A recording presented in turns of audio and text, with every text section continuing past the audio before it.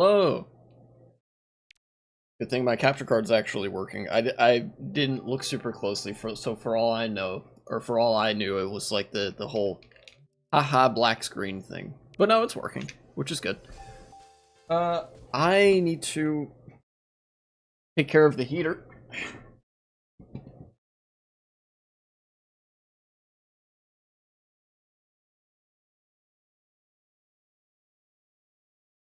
For some reason, my heater has this weird, like, hang up on its temperature control feature.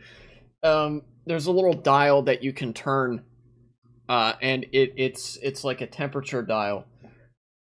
But like sometimes it won't really work. Like I'll turn it up to okay, I want things to be this warm, and then it'll heat, it'll emit heat, but then it'll just keep going way beyond that temperature, and I have to go and manually turn it off.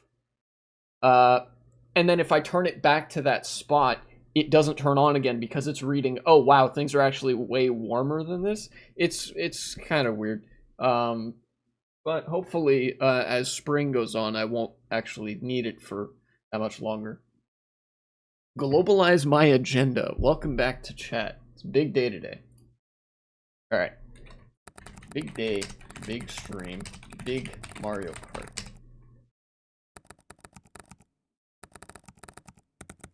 I will be covering news items. You see that Jesus is coming back soon. I did not see that. What's that about? Is that because Easter or something? Or did... Oh! Is that because of the solar eclipse and people are like, that means it's the doomsday prophecy. The end is coming. Jesus is gonna, like, rapture all our souls. Or whatever. Is that what's up?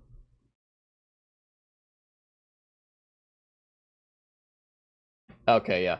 I did see that. I did see people freaking out about the solar eclipse. And I was like, what's the big deal? All that happened was that the moon like moved in front of the sun. That happens sometimes. Then again, I have to remind myself that a lot of Christians literally don't believe that there are natural processes that dictate the movements of physical objects, and they believe that things are literally ordained by God specifically to happen for like divinely inspired reasons or something. It's very weird.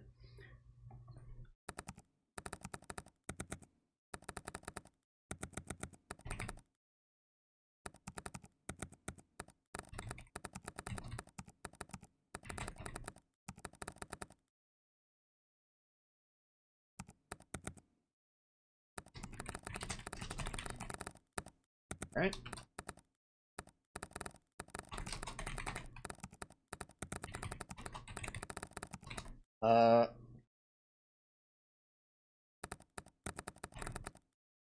Yeah. Post that. Perfect. Perfect. Got the Mastodon post out. Let's now go to the menu. Launch the game. I don't know what the updates were.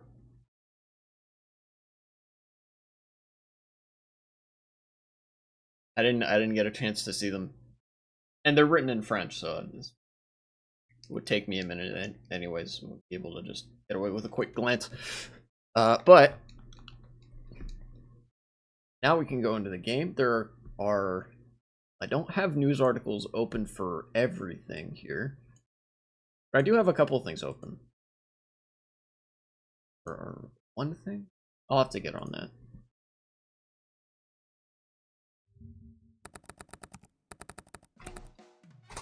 Yeah, here we go. Okay, hopefully 1v3 comes in today. You're French. I did it so I can practice French. I did that with a couple of things. There are a couple of video games that I have set to French language settings, just so I can, like, if I launch them, I would have practice reading French and stuff.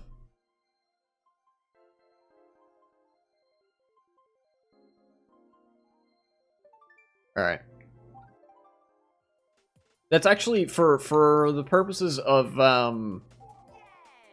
practicing a language, that's actually a really good thing to do, is to set video games and stuff to that language. Alright, let's go with Reuters, I guess. This news article is from yesterday. The first big thing that I saw was about Gaza. It was about apparently Israel withdrawing some troops from Gaza, which I have a certain take on, but details of this are that Israel... Okay, here we go. Israel said on Sunday it had withdrawn more soldiers from southern Gaza, leaving just one brigade, as it and Hamas sent teams to Egypt for fresh talks on a potential ceasefire in the 6-month conflict. Israel has been reducing numbers in Gaza since the start of the year to relieve reservists and is under growing pressure from its ally in Washington to improve the humanitarian situation, especially after last week's killing of 7 aid workers. They might get in trouble with Iran soon. They're already in very big trouble with Iran. Iran is not who Israel has to think about when they're thinking about who are they getting in trouble with diplomatically. They have to think about us, the United States. The United States is basically the only benefactor of Israel in the Middle East. Iran knows that they can't really poke the bear that much.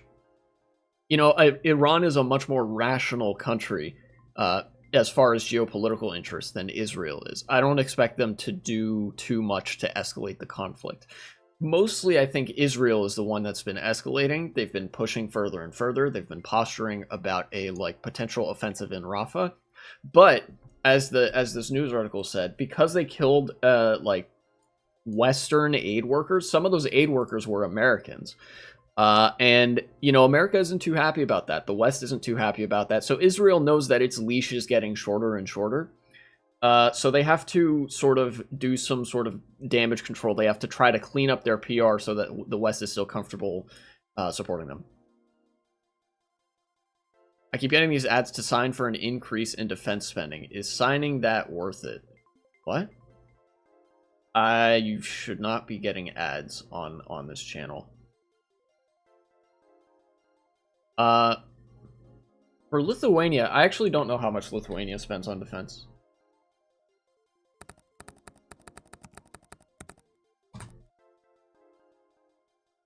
Military expenditure depend percent of G. Oh, just on YouTube and shit. Okay, okay. No, I think you guys actually... Lithuania actually has a pretty good defense budget. They want to increase it to 4%. 4% is a lot.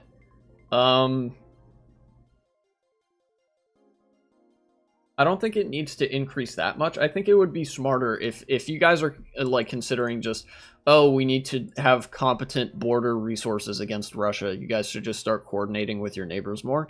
Talking to Estonia and Latvia and Finland as well. Just to sort of get the jump on that.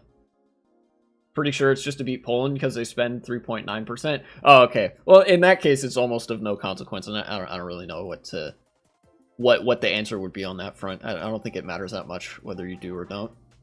The one thing that's comes as a drawback with higher military spending is that governments usually use that as an excuse to stop spending money in other areas.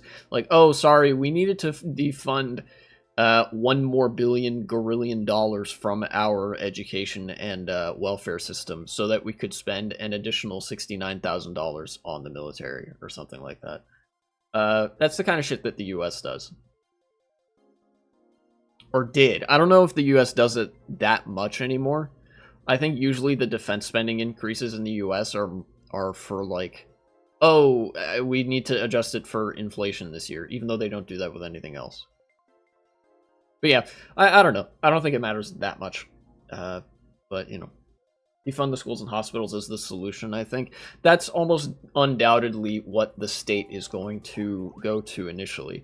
The problem is that's dumb for two reasons. First of all, hospitals and schools are things that pay for themselves in the long run. Defunding them would only get you less money. I explained this with my video about austerity, that there are certain pieces of vital infrastructure that you have to invest lots and lots of money in, because otherwise you will bleed resources. Those are two examples. But then also, this is a debt economy. states living within their means, so to speak, is not a thing. Every state has debt. Every state takes on debt. To pretend in budgetary politics that you can do this like balanced pocketbook thing where you don't take on debt is like political fantasy. But again, it gets used frequently as an excuse to do austerity politics, which just makes people's life worse.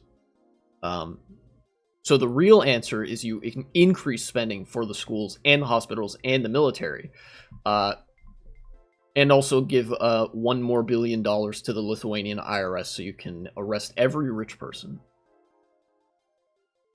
Or whatever the Lithuanian tax service is. I don't know. Hey, is there really nobody online? Let me try regular worldwides.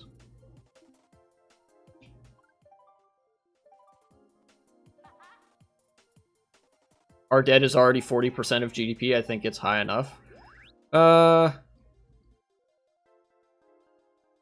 don't know. The case for Lithuania is probably a bit different than the case for the US. The US being a global debtor and a world hegemon has like a lot more leeway, but our debt is more than 100% of our GDP. I think it's like 130%. And that gives us a lot of leverage. Yeah. Because the US GDP is so large.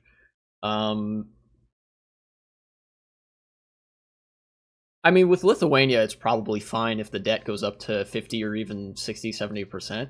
Because you guys aren't that big of a country, and you can just say, look, our GDP isn't that big. We're good for this. These investments are going to pay off in the future. You know, Lithuania is still a profitable country to invest in, whatever. There are some things that you can say that, like, look, this is a debt economy. And as long as countries keep investing in Lithuania, it's not going to be, like, catastrophic or anything. What, are you going to default on those debts? Yeah, good luck with that. Like, it's not obviously going to be anywhere near as disastrous as if the US did that. Like, if the US defaulted on its debts. But, like, if businesses invested in Lithuania, and Lithuania owes those businesses money, the businesses aren't going to want Lithuania to default on those debts, even if the debt goes up.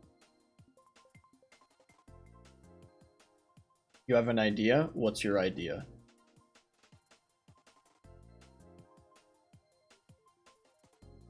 We invade Russia and make them pay our debt. Now you're talking.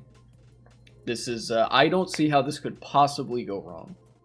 Speaking of Russia, there was something else that was kind of funny that happened, but I want to get back to, talking about the Israel withdrawing troops from southern Gaza. Because the reason for that is almost certainly because the US is starting to give them the stink eye, like the side eye or whatever. You know, the US isn't too happy with Israel, even though we're still, like, ultimately covering for them and stuff. So they're like, okay, all right, we'll take our foot off the gas a little bit. So they're pulling out some troops. Most likely what they're going to do is they're going to try to do the bare minimum to escape the ire of the US. They're probably going to pull out enough troops so that the US says, okay, they're respecting international law, blah, blah. And then once the US is sort of committed to that position, Israel says, okay, now we can put our troops back into southern Gaza. We can start doing our offensive on Rafah again and resume the sort of genocidal business as usual. You know? That's what I expect to happen. Because Israel is really, really invested in doing this genocide. It would be a little bit. It would actually be kind of uncharacteristic of Israel to just stop doing the genocide. I don't really expect them to do that.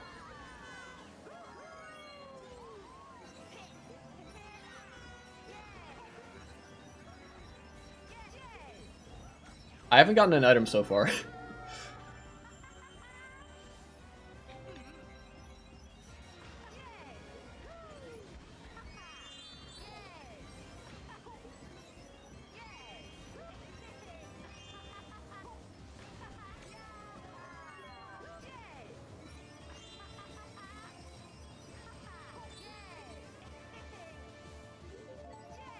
He's gonna throw one of those back.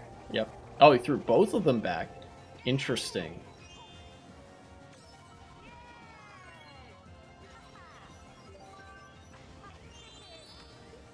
So yeah, lest you believe potentially that like Israel removing troops from southern Gaza would lead to something long term. I don't think it will. I mean, obviously nothing's 100% out of the realm of possibility or whatever. This, you know, um, but Israel really doesn't want to do any more than it absolutely has to maintain U.S. support specifically. You know, Europe is still the West, very wealthy countries and stuff, but they haven't been as consistent in giving Israel like a lot of money and a lot of diplomatic protection as the US has. In fact, the Western governments in Europe have been, with the exception of Germany, pretty willing to condemn the actions of Israel and to like be critical of them in the setting of like the UN and stuff.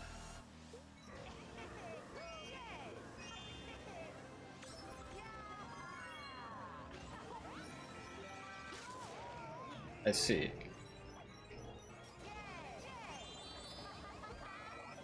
Whoa, what the...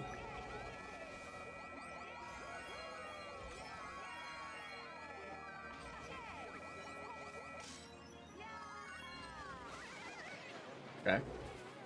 No! I fell in the smallest fucking gap in the world. Alright.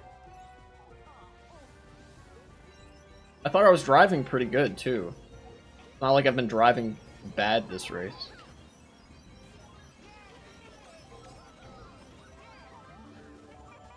Oh, wow, this room is pretty laggy for me.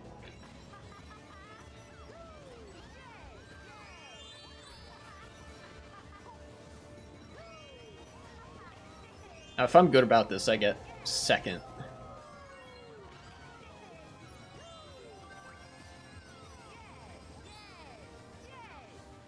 Okay. Whew.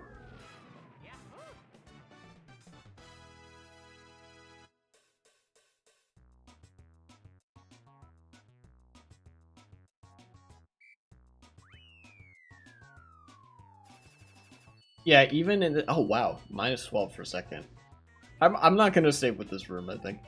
Even with this, even in this news report from Reuters, Reuters being pretty friendly to Israel overall, I think they have a quote from Yoav Gallant. He's like the Israeli defense minister or whatever. Where is it? Yeah, Defense Minister Gallant says the troops will be preparing for future operations in Gaza. So even Israel says this is not a permanent thing. This is just temporary. It's like, all right, we're getting our asses beat by nobody. You know, rest and recoup, take 5, we'll be back later.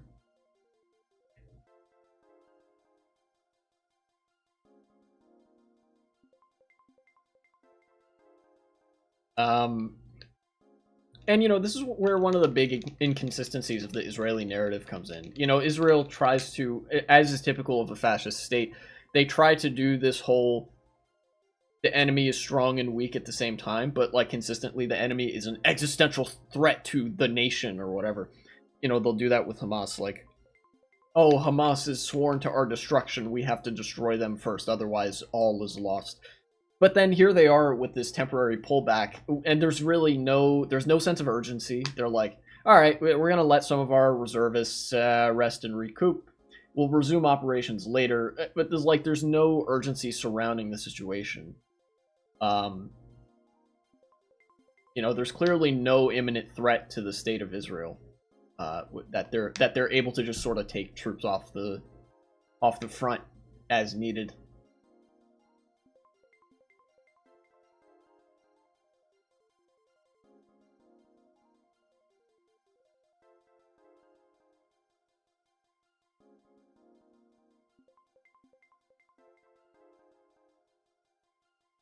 I doubt these negotiations will lead to anything.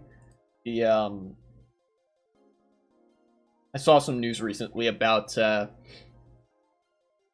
similar sentiment in Palestine, where people are like, "Look, you guys have done all sorts of diplomatic talks, but none of it has led to anything. So it's like, you know, why should we care? Like, don't tell us when you've decided to have some diplomatic talks. tell us when they've actually led to something, when there's some sort of concrete measure being taken that, like, okay, Israel's not going to be blowing up refugee camps. Which makes sense.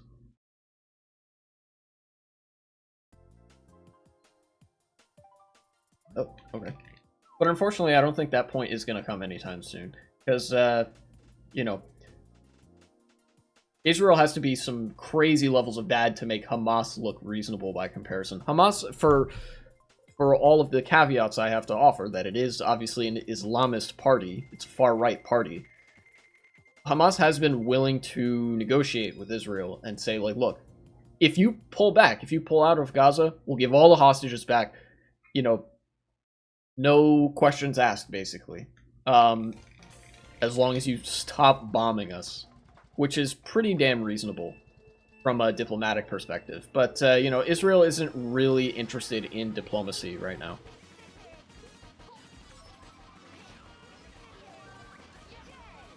Japanese guy, huh? Or...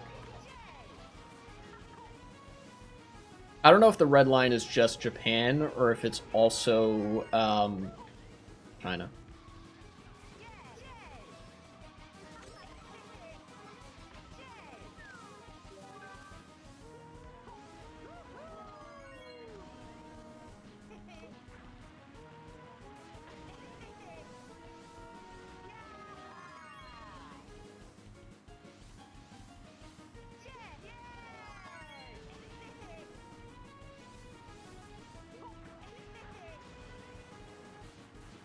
I think this is at least a step in the right direction. Maybe. We'll see if it holds. You know what? If I want to be a little bit more optimistic about this, what could happen is potentially the U.S. could continue being a little bit more skeptical of Israel and its intentions, and like realistically, this would be just the first decision, and like the U.S. would have to be willing to sort of apply its foot to the gas, diplomatically speaking, and be like, okay, Israel, you've pulled out. Now we expect you to actually like not go back unless you're prepared to meet these sorts of conditions in like respecting human rights of Palestinians and stuff. You know, that's sort of what I expect to be like optimistically. That's what could happen, but realistically, what I think will happen is that Israel's just going to be fishing for the U.S. to like look the other way. And then the U.S. inevitably will look the other way when they've been quiet for long enough. And then there's like, and then they're just like, okay, now we can keep bombing Rafah and stuff.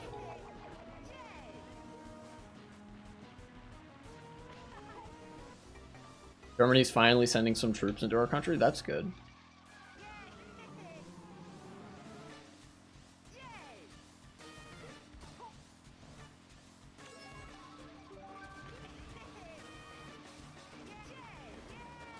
Maybe I'll see them. Maybe. It's possible.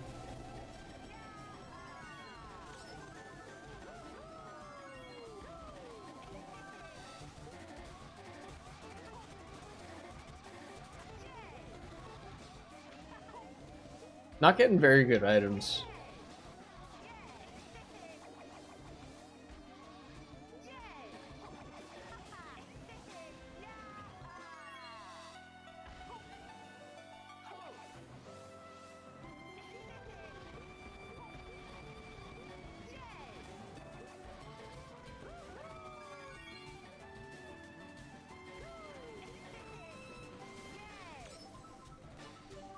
All I need is a blue shell, and I didn't get it. I got a red shell.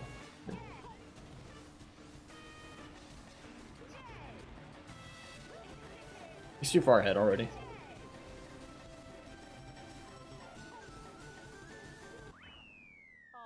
Yeah. That'll happen. We gonna get anybody else? 3 players? Fuck it, I'll stay with it. That's more than 2.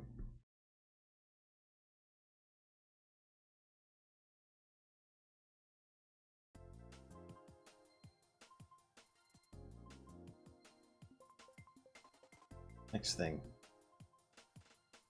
1v3 is not here, but I've been holding off on this for long enough. I don't know. They suggested that I take a look at this story about Russia and election interference. Russian influence scandal rocks EU from Politico EU.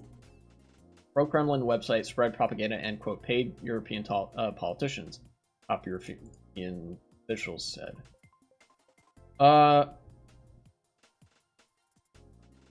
Yeah, I read a little bit into this article, and my coverage might be a little bit disappointing, right?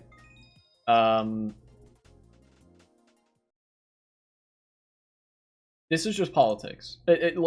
It's.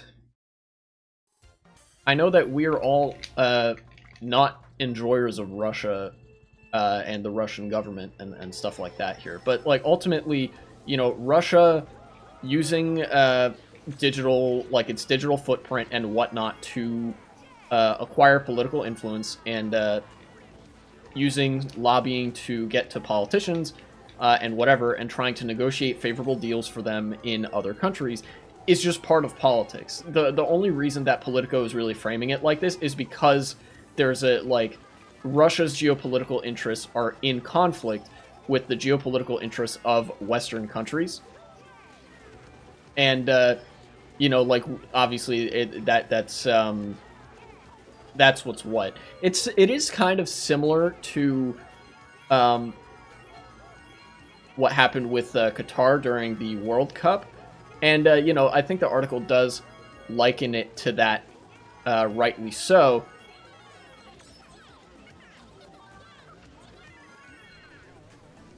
But there's nothing really exceptional about this. Like, this is standard fare, as much as it sounds like corruption. Corruption happens in every country. It's just, you know, normal part of politics.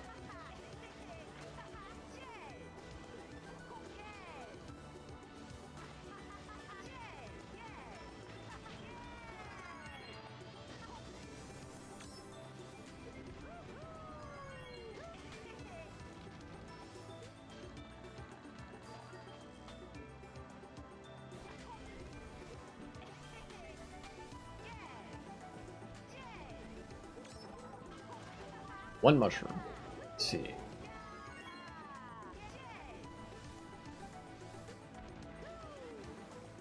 It's about all that can get me, unfortunately.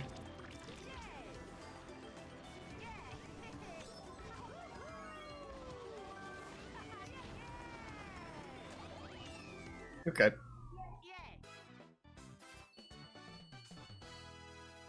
4 players, fuck yeah.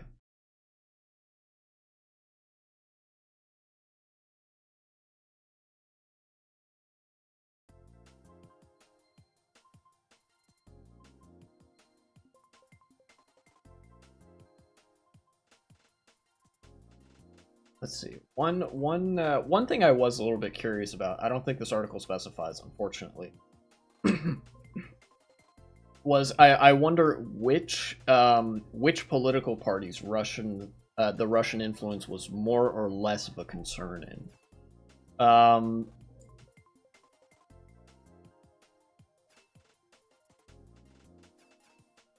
I know that the far right. I know that the far right has been mostly Eurosceptic and pro-Putin. There are some elements of the left that have, but increasingly lately the left isn't really. So it's like, although 2024 is a year when there are a lot of countries that have elections, and, you know, obviously elections happen every year or whatever, no doubt this is part of, like, Russia trying to be like, okay, you know, how do we sort of negotiate ourselves back into European politics after what we did to ourselves by invading Ukraine. This is really just standard fare. There's not that much to say about it.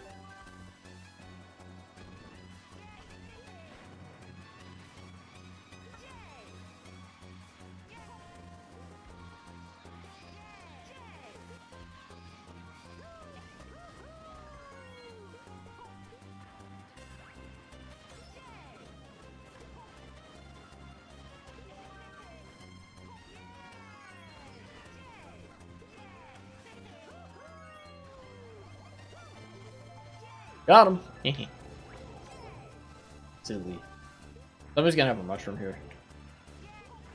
Or maybe not. Huh.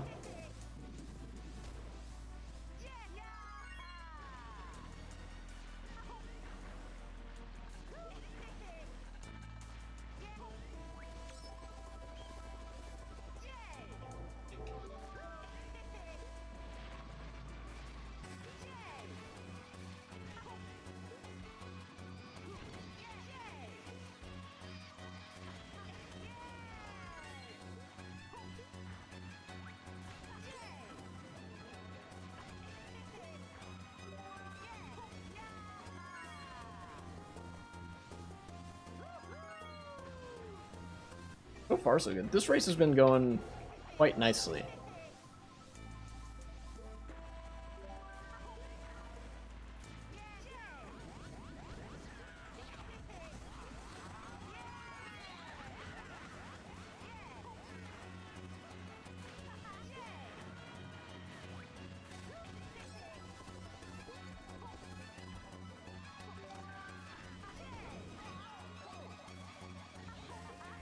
Got him. Need an item.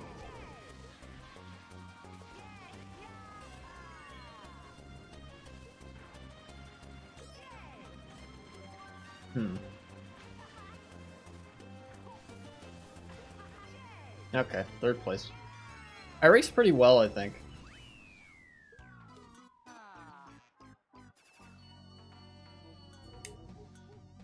Oh, more people. Sure.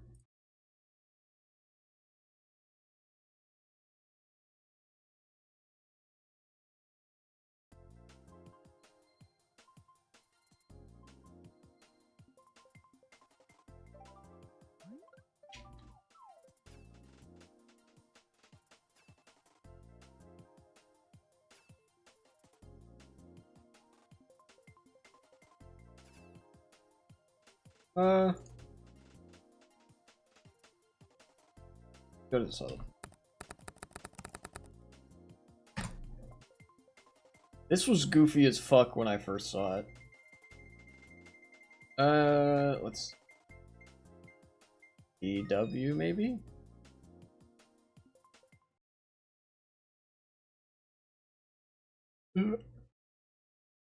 What news outlet do I even go with here? Sure, let's just go with DW.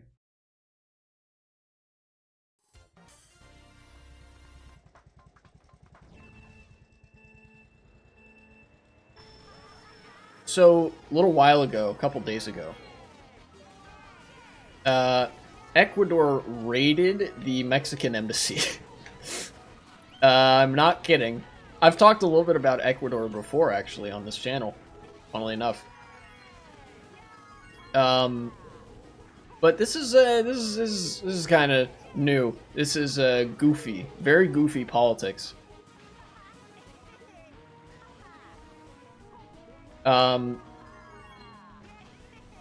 Of course, Latin American countries well known for the political corruption. We love that for them. But one thing that had happened was Daniel Noboa was elected the president of Ecuador. He's a right-wing neoliberal, and he is like product of you know, I don't know, political nepotism, favoritism, whatever. His dad is very wealthy, you know, corporate fella.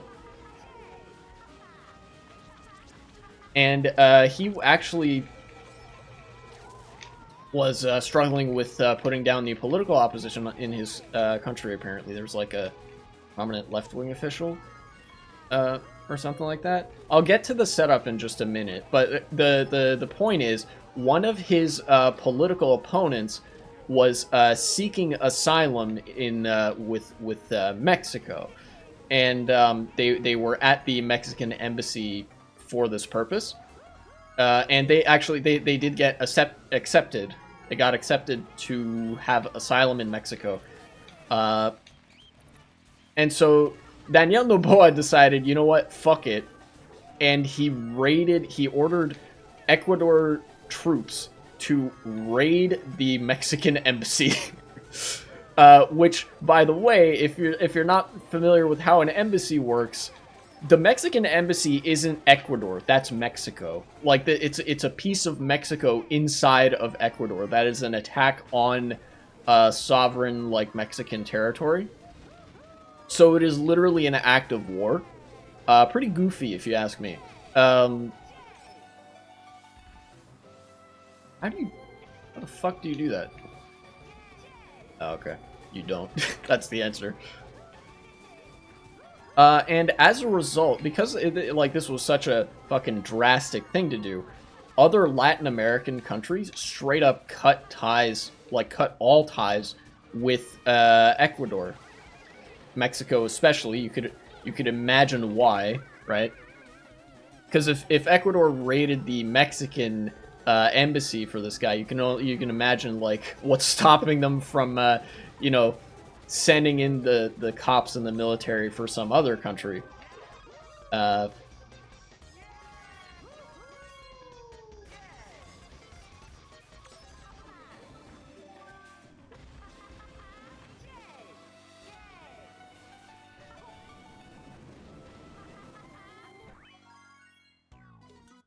Let's go to this article. U.S., Spain, Honduras slam Mexico embassy raid. Yeah, that seems about right. International leaders called out the violation of Vienna treaties where premises of diplomatic missions are considered inviolable after Ecuadorian police raided the Mexican embassy in Quito to make an arrest. It was the former vice president that they arrested.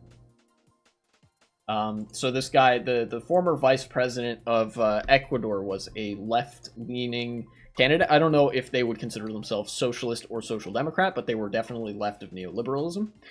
And there had been, I think, some like trumped-up corruption charges or something like that. And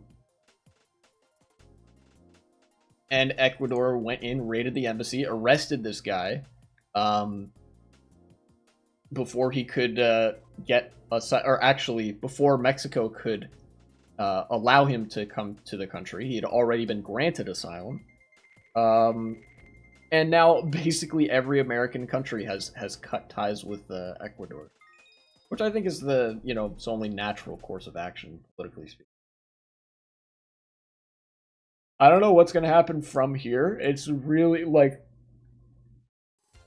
this is clearly not good for the stability of Ecuadorian politics. But if you were to ask me, like, does this mean there's going to be a military coup? I don't know. It seems like the military was actually pretty okay with this. I don't know if there's, like, anything that would suggest that, like, Daniel Noboa doesn't have that strong of a grip on power. If anything, it's like, you'd probably have to have a pretty good hold on the office of the president in order to do something like raiding a foreign country's embassy. Like I think if the military is willing to listen to you on that, I don't think you're in that much danger of a coup.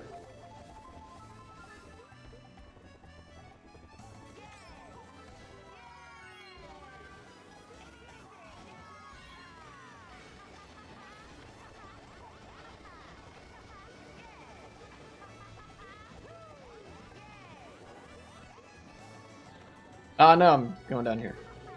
Okay. No, I didn't get a fucking item! Oh my god. That sent me so high up in the air. Best item.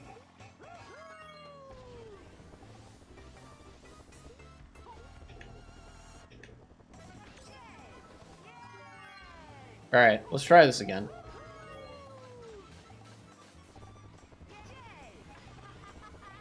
Need an item box.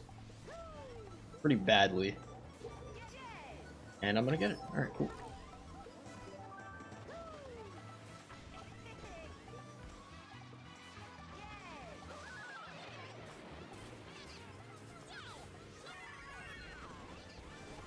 Okay. Not too bad.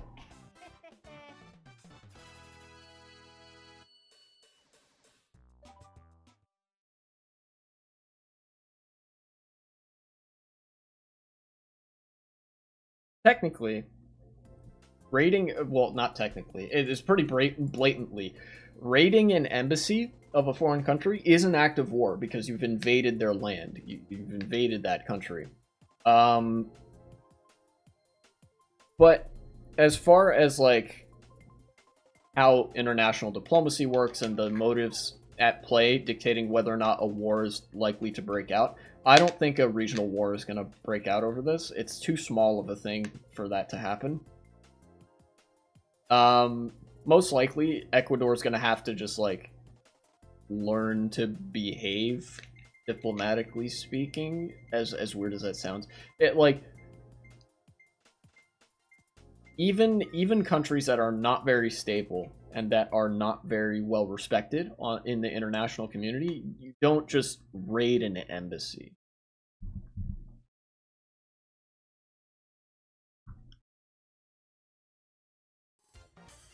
That doesn't tend to happen.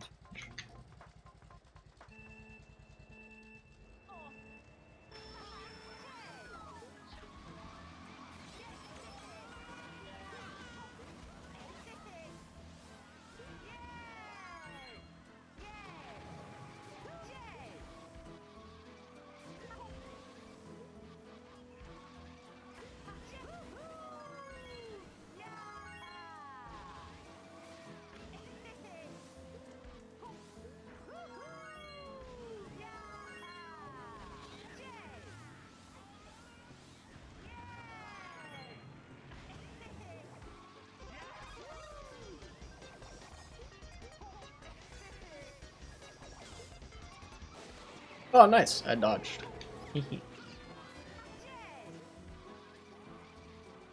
Run time? Maybe?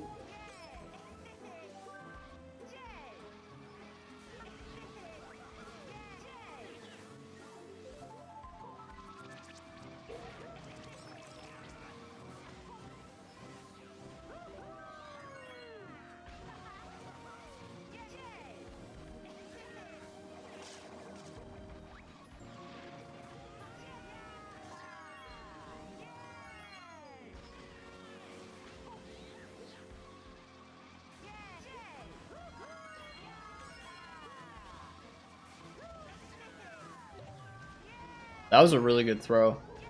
Didn't hit, but it was a good throw.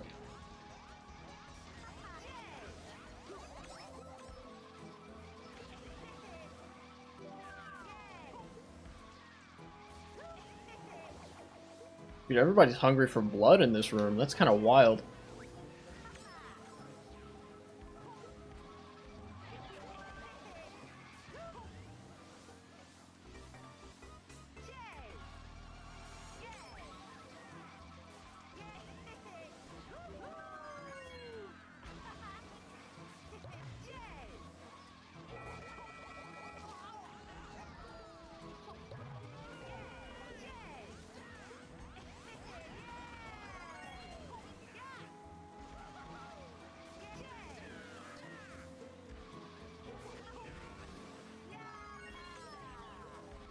Ah, good item.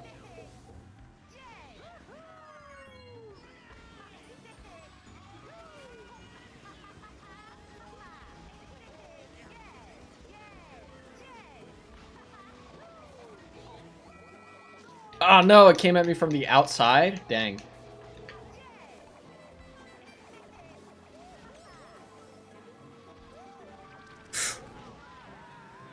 Dang. I feel like I drove really well that race. I just got out-itemed.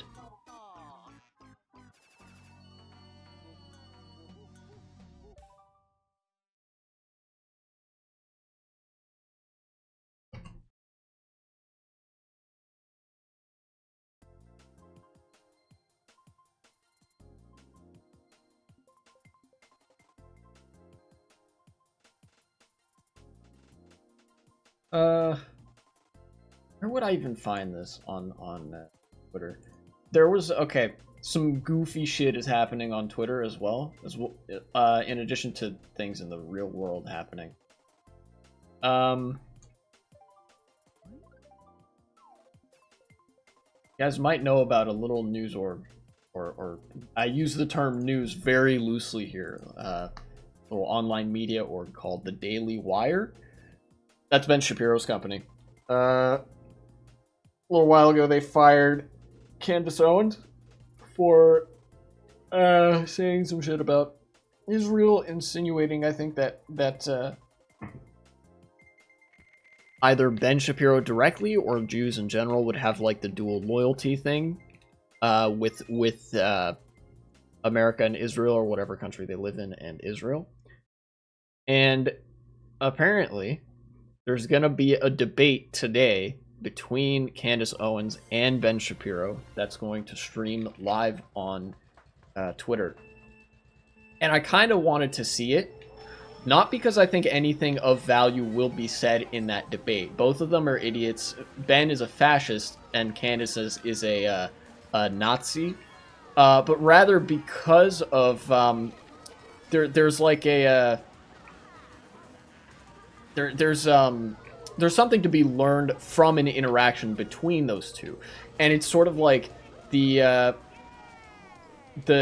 points of consolidation between like fascism and Nazism, I guess, or how like the right will end up destroying itself.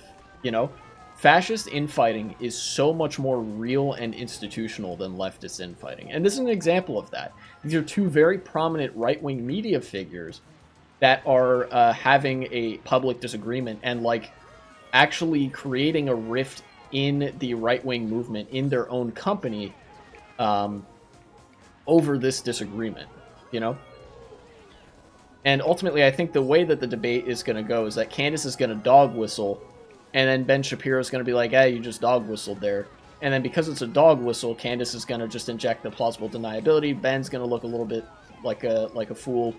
Or whatever, and something like that. Like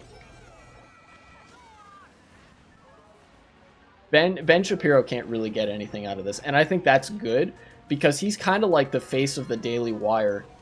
And if the face of the Daily Wire gets so optically blown out in this debate or whatever,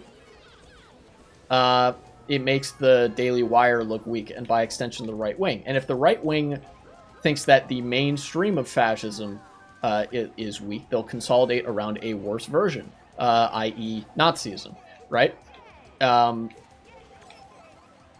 if they do that, that makes it actually way more likely that they will be unable to get institutional support. You know, despite the increasing presence of fascism, open fascism in politics, anti-democratic sentiment, and whatever, in the United States, it is still incredibly toxic to be labeled anti-Semitic in politics. Like, that doesn't fly well. Even in the Republican Party, they don't actually care about anti-Semitism. They don't actually care about the Jews. But if an actual Nazi is in their party, they have to excise them because otherwise they would sink the entire political tent. You know, both parties are technically big tent parties. But you know, I can sort of I can justify this any intellectual way that I want. Ultimately, I think it's just fun to see two fascist idiots fighting, because that can never really have negative consequences for the left, I think. Yo, what's up, 1v3? You just missed me talking a little bit about the story that you linked, the Politico story about Russian influence. And I was talking about just then I was talking about the debate between Candace Owens and Ben Shapiro that's going to happen today, I think. And why that might be funny. Not, like, intellectually valuable or anything, but funny. Really? I could talk about it again. Just to recap what I said, like...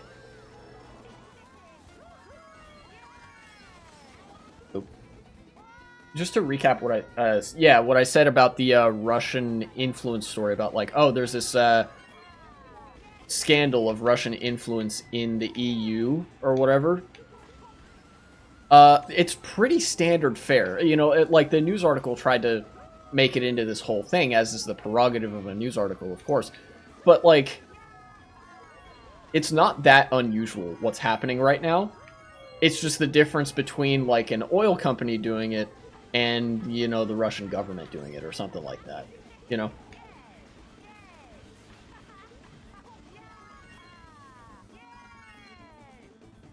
I knew it. Yeah, because it's like it's lobbying, and countries all the time will try to get influence in other countries to prefer their own geopolitical interests over those of other countries and stuff like that. Uh, it just so happens that like Russia has one of those different sets of interests, you know. Uh, And of course, Russia's been trying to get some influence in Europe for quite a long time. They haven't really been able to, not so consistently.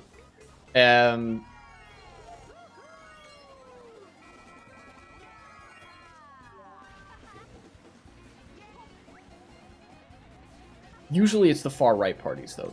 Like, the one thing that I would be comfortable taking away from that is that, like, if anything, Russia has a pretty good relationship with a lot of the far-right parties in Europe. Like, you think about the Freedom Party in the Netherlands, or the BBB, or the RN in France, the Republican Party in France. You know, those parties are usually pro-Russia, and most of those right-wing parties, even if they're not directly pro-Russia, tend to be Eurosceptic, and Eurosceptic parties are very frequently pro-Russia by happenstance, if not directly, you know.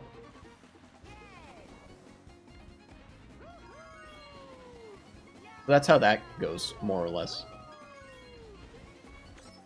Almost fell off.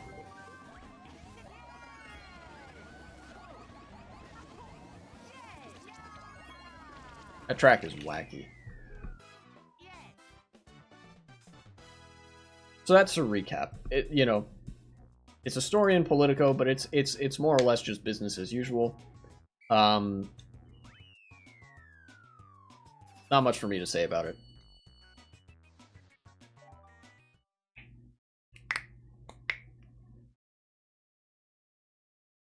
Actually, there was one thing, I think. I forgot. There was one thing. Sometimes there are left parties that can be pro-Russia as well, and that's something that you kind of have to, like, actively be on the watch for. You know, there are some social democratic parties that are oddly deferential to Russian interests. But that actually recently has been less of a thing. It's still kind of a thing. Mostly the political parties that you can look out for that are mostly preferential to Russia over like the EU or other Western geopolitical interests are the far-right parties, because Russia's a far-right government, and far-right governments, despite their movements being self-consuming and like full of contradictions, tend to like each other. You know, 21st century fascism has actually fixed one of the mistakes of 20th century fascism, which is that foreign fascist movements really get along well. You know, like American fascism and German fascism, they tend to like each other. Russian fascism and American fascism, they tend to like each other. That sort of stuff. So, you know, just don't vote for the far right parties. We're all good. Although then again, you know, if the Dutch far-right parties are of any indication, Russia can sink as much money into it as they want, and they're not going to get anything. They're not going to get anything out of it, because they're just going to fail. They're going to just fail to form a government again, which is going to be great.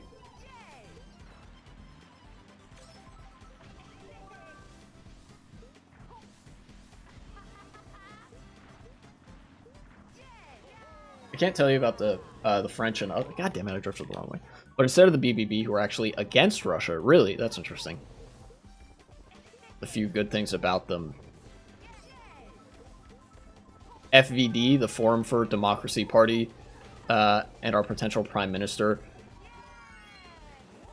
seem to be the sneaky ones. Ah, okay. So the other Dutch far-right party. So the BBB doesn't fit into this, but the FVD does. Okay. I've been driving like absolute shit this race, by the way. It is only lap 1, but like... This is very much not a catch-up track.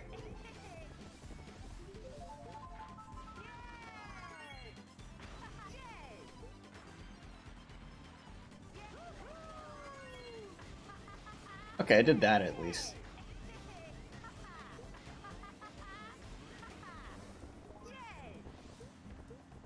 Well, all these far-right parties, there are 2 being influenced. It wouldn't be a good idea to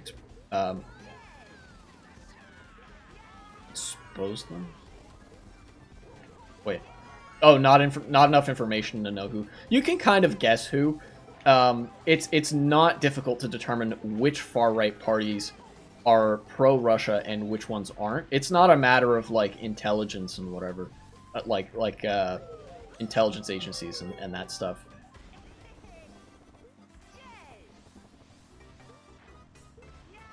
Yeah, obviously, like, journalistic sources are anonymous for a reason.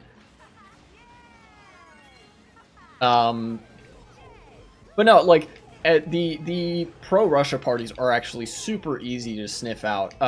Any party that's Eurosceptic is pro-Russia just by that alone.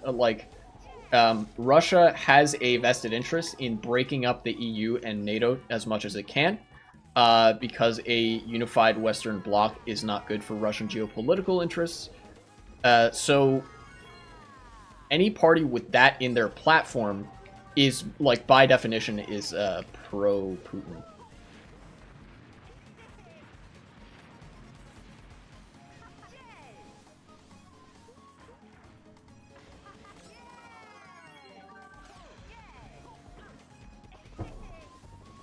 The reason the party leader of FDD seems to be this biggest contender because he said he loves Putin and loves Russia. He thought the war in Ukraine was a good thing. He's rooting for Russia.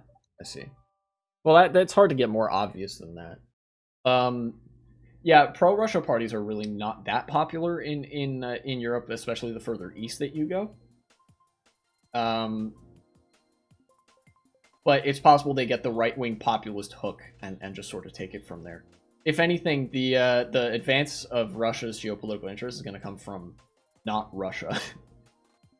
Russia doesn't have enough power to actually do that.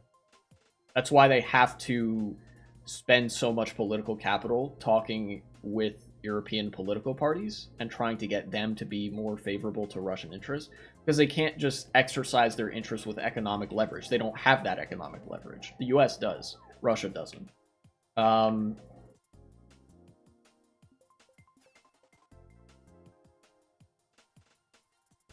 But yeah, I don't think it's anything to worry about because Russia has been doing this for 30 years. And hasn't been working super well. I mean, for a little while there was some doubt in sort of the international community as it relates to Europe, but then the Ukraine war happened and Europe quickly unified, like, as much as it ever had been in a long time. So that's that kind of spelled, I guess. I don't know.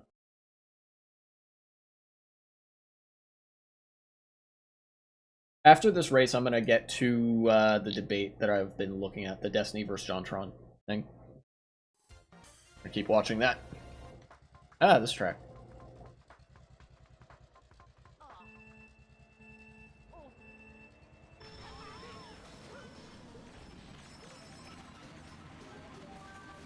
I'm just going to use this here. Why not?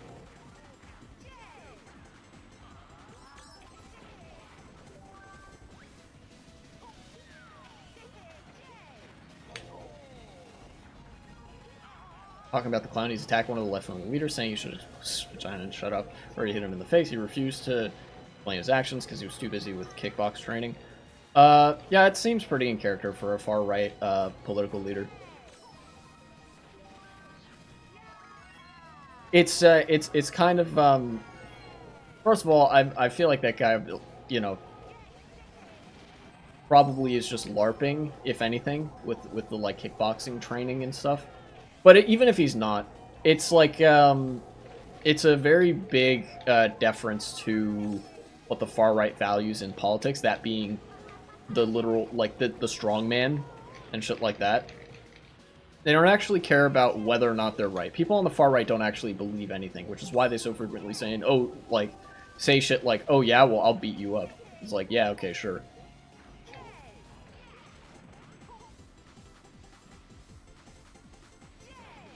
Like, that doesn't prove anything.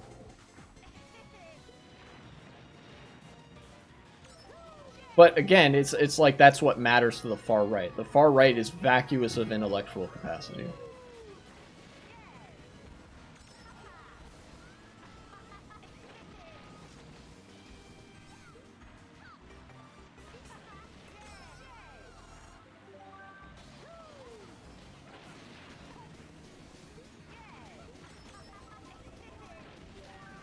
One mushroom.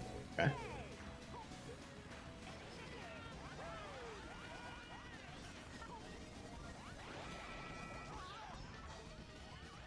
Oh no, Maverick got squished. Poor bastard.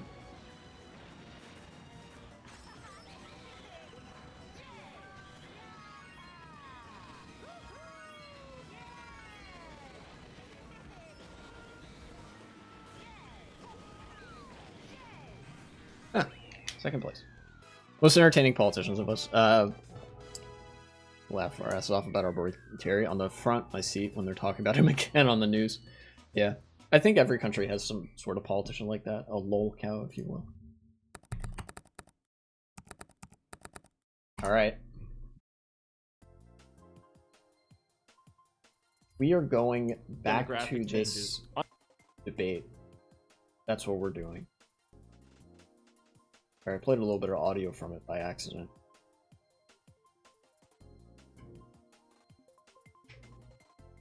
Boy. God, before I get to back to reviewing the debate, I actually do want to seriously lament that, like, well, not lament, but like comment on how little it seems like is happening in politics at any given time ever since the Republican Party has sort of cracked under the financial pressure, and ever since Trump has been tied up in legal proceedings and stuff. Ever since he's taken over the Republican Party. The discourse in any given country really is driven by the most rabid elements of the far right. And because the rabid elements of the far right in the United States are no longer capable of wielding media institutions to their advantage, they don't have the resources or the training to do so. It's like politics has been weirdly quiet, because now that, like who's going to drive the discourse? The left? There's no real presence of like a social democratic or socialist left in the United States. There's like a dozen or so politicians in the national legislature and stuff, but nobody's really going out to do the ideological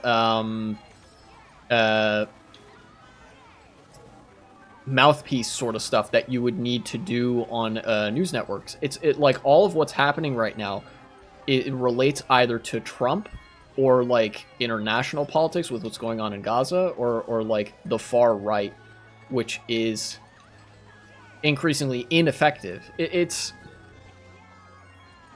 I don't know. It's kind of weird.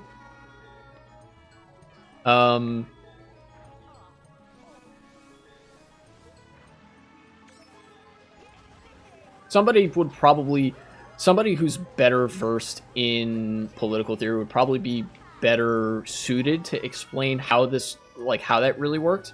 But it really is the case that, like, as time goes on and as the Republican Party has been actually declining in its capabilities, it seems like their influence is shrinking a lot in influencing the discourse, at least nationally. I mean, I could talk about state level stuff.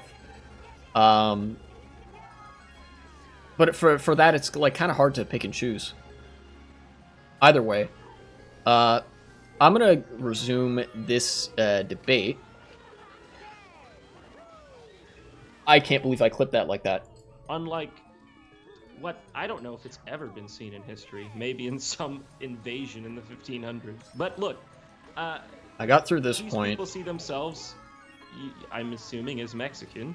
I don't know that they come here and the soil magically turns them into Thomas Jefferson's direct descendant. So why is it that white people, especially white Americans, resisting their own displacement is racist? Because you're talking about displacement. I'm trying to figure out what the displacement is. Nobody is okay, killing there white we go. people. Nobody is moving white people out. It's a soft displacement, dude. What do you mean?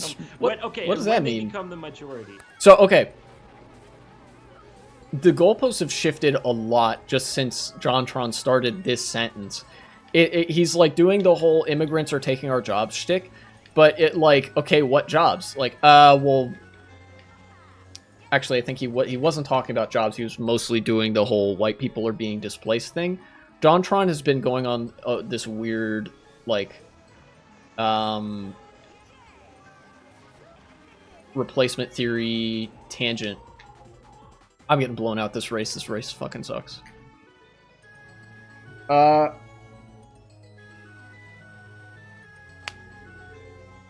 And Destiny's just sort of asking clarifying questions. This is how you defeat fascists in a debate. Ones that are ideologically convicted and actually have some sort of belief in their positions. Increasingly, this is a rare thing because people on the right don't believe anything. All they believe is power and killing trans people.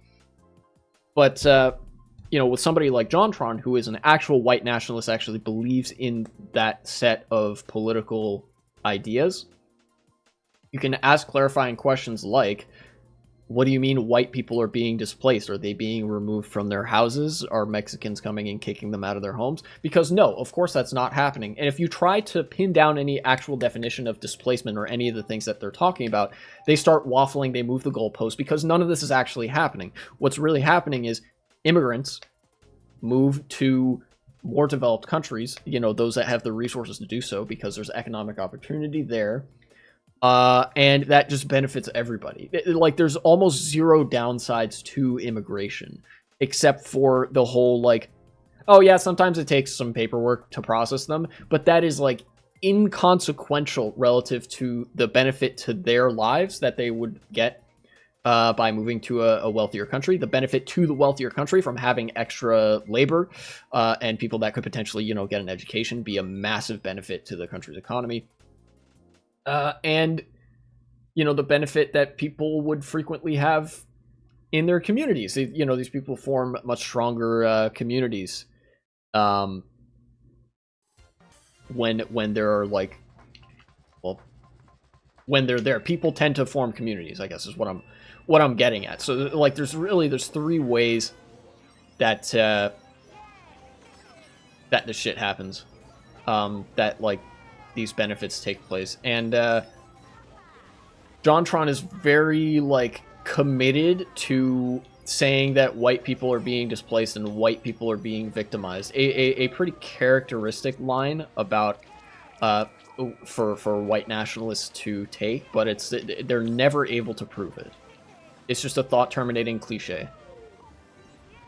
A Destiny debate? Yeah, this is the Destiny debate. It's like I want to take a look at this one, because I know Destiny lately has mostly been pro-Israel and stuff, but this is a very well-known debate where, you know, to be fair, Destiny's debating JonTron, who is a white nationalist, so I think I'm comfortable looking at this. You show Destiny on Twitch? I mean, it's been fine so far. This isn't what he got banned for, and this isn't a Destiny live stream.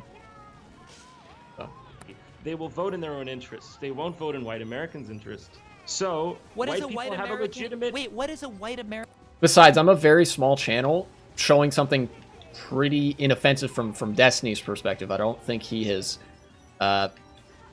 used any tactical slurs here. He's used, like... He said some things that are, like, passable in historical context. I don't think there's anything particularly objectionable. At least nothing that I wouldn't be able to censor out in the edit and then upload to YouTube, which has much more lax restrictions on the kind of stuff that you can show than Twitch does. In a video, that is. YouTube streaming is a different beast, but yeah. Probably won't get banned for it. Yeah, and if I get banned, it's like, whatever. I don't know how long it would be. Look, let's not speculate on that. This is probably fine. It's just a debate. Like, oh, this guy's banned now, but like nothing in this video is ban worthy, so. American interest. Can you give me an example of like white American legislation or white American? My friend, there is a clear divide Yeah. in the way that people think. White people tend towards the libertarian side of things, and the at least the first generation Mexicans vote heavily in Wait, in how terms do of white government people? handouts. If that was true, then why are red states the one? Wait, what? I've been banned for 2 weeks before. Okay. For racism. I see. Or xenophobia, I guess. Yeah, makes sense. Jontron kind of waffling, not gonna lie. He said some shit about, like, white people are all libertarians. Anti-Latvian racism. Ah, okay. One that leech all of the federal money then. Yeah, Destiny's point here, I think, as well. If red people believe I don't know that Republicans, that's true. it is true. It's absolutely. Yeah, so what Jontron is saying is that, like, well, immigrants are a drain on this country. They take all the handouts, which is not true, because immigrants have to avoid certain interactions with the state. They're not full citizens. They're not entitled to all the benefits that people get, but they still have to pay taxes. And then at the same time, you know, Destiny's correct that, like, red states, if we're going to point out an economic drain on the US, it is red states. Red states are so heavily subsidized by blue states. Red states are much poorer on average. It's basically, for some red states, it's almost like you have a third world country inside of a first world country. Think about Alabama and Mississippi. Those are not first world country kind of places. If they were their own they were their own countries, they would be about the level of Britain, or even lower if you know Britain still has London, right? And blue states, meanwhile, are much wealthier. There's problems in both. But you know, if your argument is one of an economic drain versus an economic benefit, like, you don't really have a leg to stand on talking about immigrants that way. Because immigrants take a lot of low-wage, like, manufacturing jobs, that, like, really fucking necessary jobs, you know?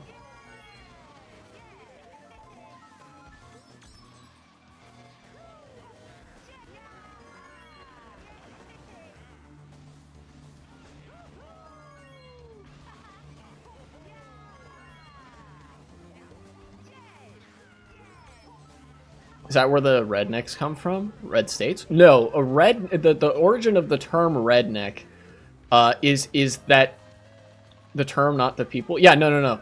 The origin of the term redneck, I actually happen to know this.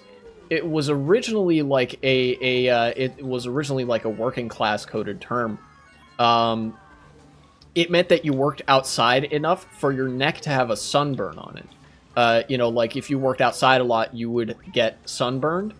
And the people, you could identify people who were working class because they would have a red neck in a lot of areas. Like if you were wealthy, you could afford jobs that would have you working inside. But for a lot of farm hands and like factory workers and whatever, that was not the case. So that's the origin of the term redneck. Over time, because of like the shift in certain like wealth groups and income brackets being more reactionary, now redneck is kind of a pejorative, or not pejorative, but like derogatory term. Mostly used to mean like working class but like right wing people, you know.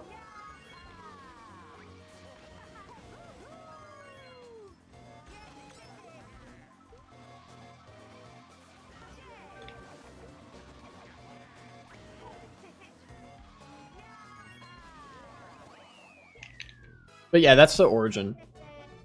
I don't know absolutely if that true. fact. Well, if that fact is true, I need to look into it. I don't know about that. Do you think that like a country like, or do you, I'm sorry, do you think that a state like California is taking more federal aid than it's giving back in taxes? Red states absolutely. Yeah, no, states like California. California is the sixth largest economy in the world on its own. So it produces a massive amount of wealth that some of it gets taxed up to the federal government, redistributed to states that get federal money for stuff. Every state gets some federal money.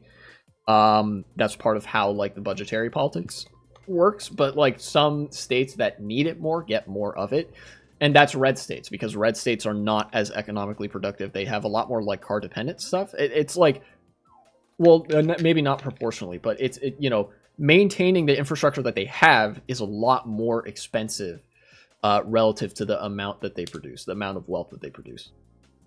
So that's how the relationship between the blue states and red states kind of works. Leech money off of the federal budget, and blue states Kind are of. typically the ones that contribute to it. And even within red states, blue cities are typically the ones contributing the vast majority of the budget and the money compared to the red rural areas. So I don't understand. Yeah, and there is a very good reason for this. The reason that like poor areas tend to be a lot more conservative and wealthy areas tend to be a lot more left-leaning in the United States, especially, is because we gatekeep education behind wealth. So if you have wealth, you can get an education. If you get an education, you're much more likely to be left-leaning. And if you're, if you live in a city and whatever, because you have to live with a lot of different kinds of people, you're likely to be left-leaning, or at least not, a member of the KKK, right? So that results in like the left-leaning areas being very wealthy, and the wealthy areas being more left-leaning, things like that. And then like the poorer areas being more conservative. And it is kind of a feedback loop in some ways as well.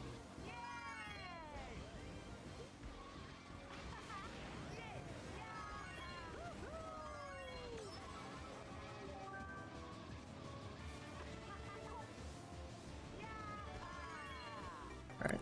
Continue. What state is it that leeches? Are you talking about southern states or something like this? Sure. Yeah, the red states typically. The Alabama is the Louisiana is the. I mean, these states have high non-white populations that I believe. Oh wow. I mean, I don't want to get into. I don't want to. Well, clearly he does want to get into it because he brought it up. He just knows that he can't defend it because there's nothing there. His insinuation here is like, oh, actually these states, these poor states that you say are poor because they're red states, these are actually poor states because there's a lot of black people living there. Which is so obviously not true, I shouldn't even have to refute it, but I will anyways. In the South, there's a large non-white population, black people especially, but there are plenty of states that are about as white gets, red states that are still dirt poor relative to other, larger states. States like Idaho, states like Kansas, that don't have a lot of minorities. Still red states, still poor, still being subsidized by blue states, whether those blue states be especially diverse or not, which blue states tend to be a bit more on average, but either way. The point is just that, like, the two facts about a state, the ethnic or racial like diversity of that state, and the wealth that it has or the wealth that it produces, its relationship financially to the government, these are two completely unrelated things. But JonTron has decided he's ideologically racist, so he has to try to make that connection to justify that somehow white people are superior or something. Well, look at what you're saying. You're saying these states have high non-white populations. Yeah, then why do they vote Republican? I thought you said they- these people have voted Democrat. They do. Okay, so they've got enough non-white people to vote, but they vote Republican. I believe those states have a lot on welfare, but I don't know this for sure, so I don't want What? to. I don't really know about this one. I'm not. What is Blood waffling about?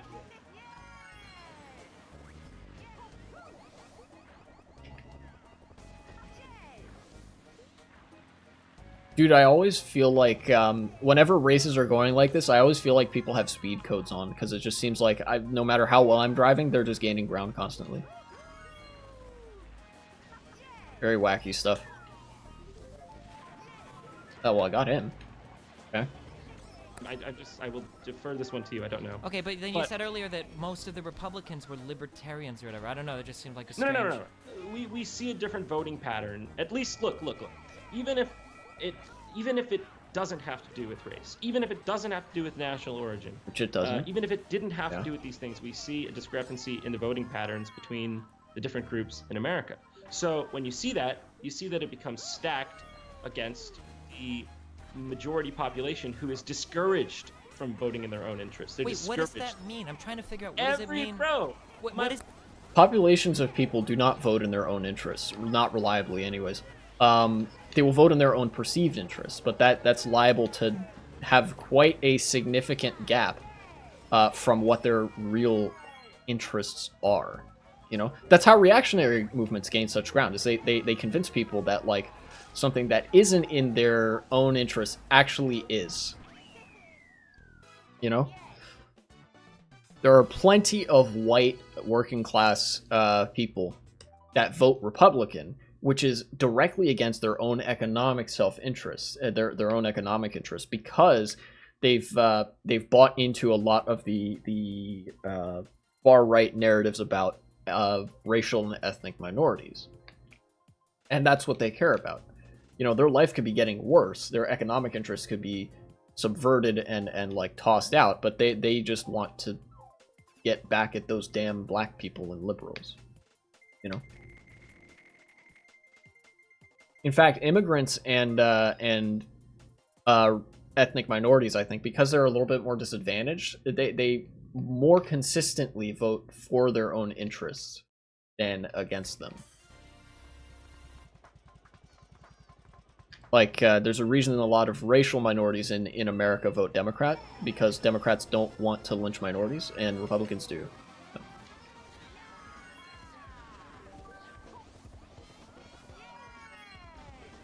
What does it mean to vote against your own interests? What are white interests that get voted against? I don't know what reality you're living in, man.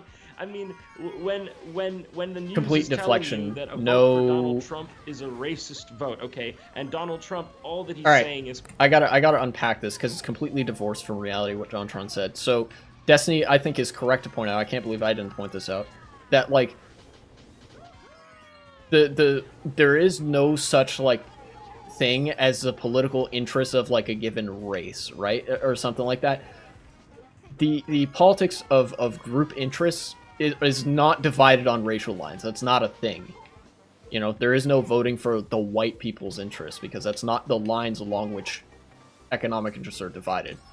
And then JonTron completely doesn't acknowledge it. He just says, like, bro, it's so obvious. What reality, like, what planet are you living on? It's like, you know, I would appreciate if JonTron offered any substance to that point, but he hasn't. And probably won't, if I had to guess. Perhaps, maybe we should keep Okay, America hold on. the way it was. So well, first, that's because that's an incredibly stupid statement to make. Most of what Okay, Donald Trump says you. Well, okay, when you say make America great again, what time period are you referring to that you would want to return America to? Look, I don't think that this is a really silly question. I mean, Well, wait, you just said he wants to make America great again. He wants to go back to keeping America great. What time period are you talking about? I said preserve. I didn't say go back. Wait, preserve as it is now? Because I thought you said there weren't enough white people now. Or do you mean like just exactly right now? You said that. I didn't say that. This is a good example of how fascists are really incoherent. Because he's just pressing him on, like, well, what do you mean? Like, when you say preserve America, what do you mean preserve America? How it is now? You've said that, like, you know, you don't like the way it is now. Do you mean this other thing? And JonTron's just kind of saying no to all of this because he doesn't, like, JonTron's just not that smart. And he doesn't know that, like, at least I assume he doesn't know that the image of America that he's thinking of, or maybe he does and he's trying to avoid it, the image of America that he's thinking of is Jim Crow America. Even though earlier he said, I'm not going to defend Jim Crow because racism is bad. Like, that is what he's reaching at here.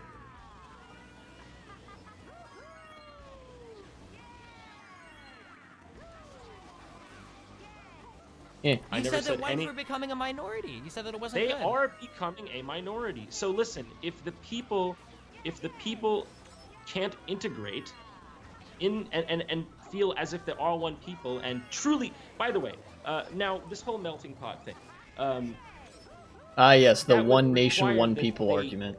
become part Actual of just the greater Nazi whole rhetoric. and don't form enclaves, because then you get balkanization. You don't get What? this utopian melting pot. What is So- blood waffling about? Yeah, but in the United States, not it seems saying like we we've need done a mo- pretty good I'm- job of melting a lot of different cultures together, no? It's could have been worse, but it's not perfect. I mean, And- I can go down the street and I can eat 50 different million types of food. I can turn on my radio and hear Got 'em. music from 50 million different types of culture. I could turn on the TV and see 50 million different things. I'm sure that if I walk around my house, I've got things built in Mexico, built in China. You're talking to me on a computer. So That's you've true. got, innovation from California that has a lot of East Asian workers in the tech field working there that have shipped their parts over from China, who probably drive to Oh, work that's on faster, I cars built guess. from parts that are shipped in from Mexico. Like, I mean, what do you mean it doesn't work? Like, I don't. What are you seeing? I'm trying to understand your worldview. Like, what do you want? That's true. Like, all of what Destiny's saying, these are good examples, but ultimately, like, what it boils down to here is just that the integration that JonTron is talking about is fundamentally impossible, and that's by design. Like, the integration is actually pretty easy for people to do. It like, on a sociological scale. Sure, it's hard if you move to a different country to learn the language, to, do your thing, to get adjusted to life in that country, but people do it. People do it all the time, and that is integration. Even if you don't quite feel like you belong, you're functioning as part of this society that you're now a part of, and that's like, that is integration by definition. What JonTron's referring to is basically like, why won't these damn Cambodians stop being Cambodian and start being American or whatever? Basically, like, acting white, or even just being white. I don't think there's any, like, model minority kind of shit that would reach the bar for JonTron here.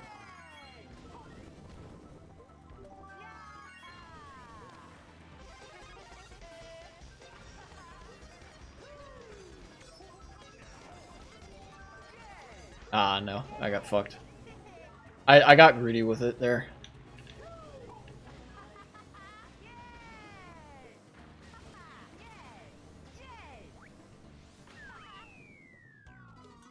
Am I gonna hit the... No, not quite. Watching that's showing that, like, America is falling apart and all of these people are killing themselves and murdering white people and everything is going to shit. Like, what are you seeing that shows you My this? friend, I don't know. By the way, those dry Koopa bones as ink is just amazing. Yeah, I like that. I really like the custom blooper stuff. It's like the dry bones on your screen. That you. Cool. I feel like these are words you're putting in my mouth. I never Well, said no, white. I'm trying to understand. There is. Like, There where is is an it coming from? absolute. Destiny really isn't putting words in JonTron's mouth that much. Destiny has had some debates where I felt like he's acting in bad faith and whatever. His debate with Loner Box, I feel like he was being, in some ways, he was like, being obtuse in a way that he didn't, like, he just didn't kind of want to acknowledge some stuff with regards to Palestine. This was before October 7th, so he was a lot more reasonable about it. But here is, like, surprisingly, he's been incredibly straightforward. Like I said, mostly just asking clarifying questions. And JonTron, the reason JonTron is saying, I don't like the words that you're putting in my mouth, is because JonTron doesn't like the words that are coming out of his mouth. Destiny didn't put any of those words there. There is an absolute disproportionate amount of crime committed to whites by non-whites. That's there's no arguing that. That's just FBI statistics. So in that sense, you could. Yes, doing the whole 1350 bit. Like, I've explained this a million times. I'm not going to explain it again. Why? It's just lame. This is what's known as a thought-terminating cliche. This is what I refer to when I say to that. It's just like, oh, like, I'm out of things that I can say. 1350, fuck it. Black people are bad because crime or something. You know, like, they don't actually care about the reason the statistic exists or what it explains. If you wanted to fix crime in the United States, the best way to do it would be to deport all of the poor people, because poor whites commit a lot Yes. of crime too, disproportionately compared to wealthier whites. That's just not true. But okay, Wait, you can hold on, say wait, that. wait. No, yeah, it is true. The, like, poverty is the biggest explainer of crime. In fact, crime is actually sociologically quite useful. This is why, like, you kind of actually want to be soft on crime, because being hard on crime, being, like, tough on crime, doesn't fix anything.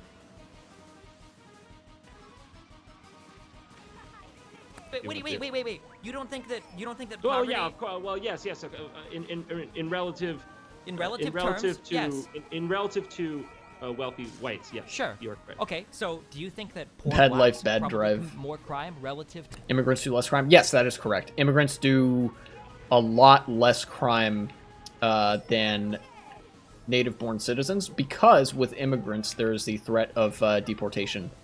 If they do something illegal and they have a run-in with the state, they are liable to be deported. And most people really, really don't want that. You know, it's a lot of effort to up and leave your home country to go to a new country. You don't want to have all that undone in like an instant, you know?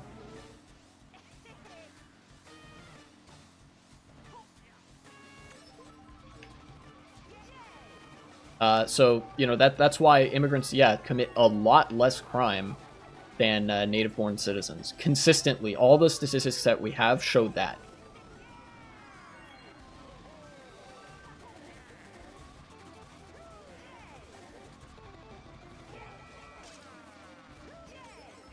Okay. Whew.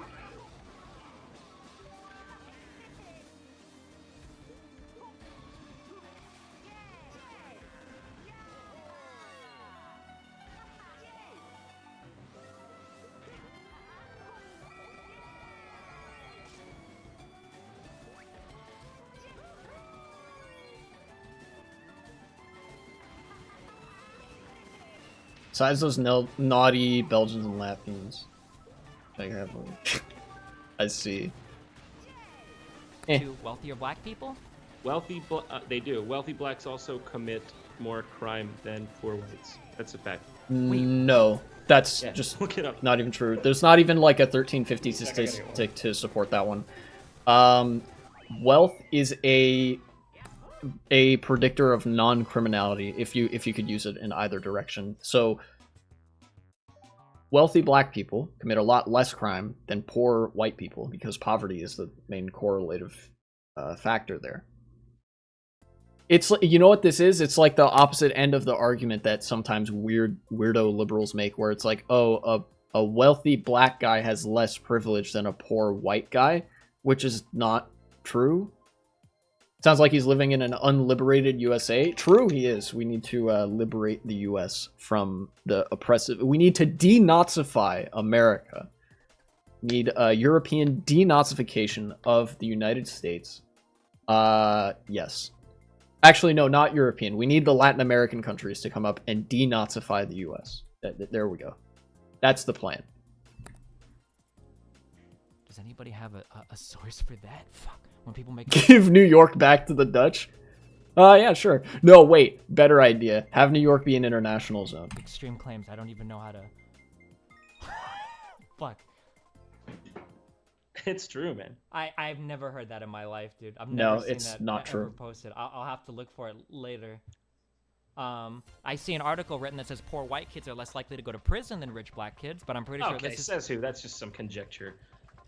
I mean, what you just said was conjecture. That implies that the court system is somehow racist. Yes. Unironically, yes. That is because the court system is racist.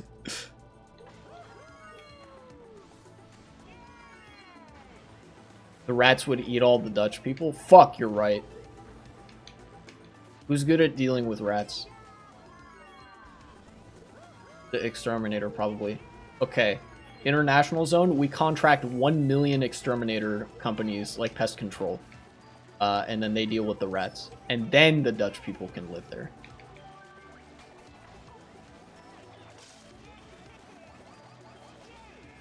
Yeah, figures. The court system disproportionately, even when controlling for socioeconomic factors, sentences black people typically for harsher sentences compared to white people, even when you control for the crimes. Yeah, that's absolutely true. Yeah. You're saying, I mean, this is just ridiculous. That they're going to sentence. I don't subscribe to that. You can, I mean, believe it or not all you want. It doesn't change that it's true. A lot of like the God, it's so goofy that right-wingers, like, white nationalists really are just the inverse of weirdo liberals who deny all of the, like, unfortunate realities of a group that is, like, disproportionately stuck in poverty. Like, they're operating off of fundamentally the same logic. But this time, like, if he admits that, yeah, the court system actually is racist, then his entire worldview starts to fall apart here. Where it's like, oh, you know... Because he has to believe that the actual, like, racial dynamic is flipped on its head or whatever. That, oh, actually white people are the oppressed ones or whatever. So he can't acknowledge any oppression that black people experience. Which really does happen. The court system is one of the most blatantly racist institutions in the United States. It's not even colorblind racism. It's just straight up.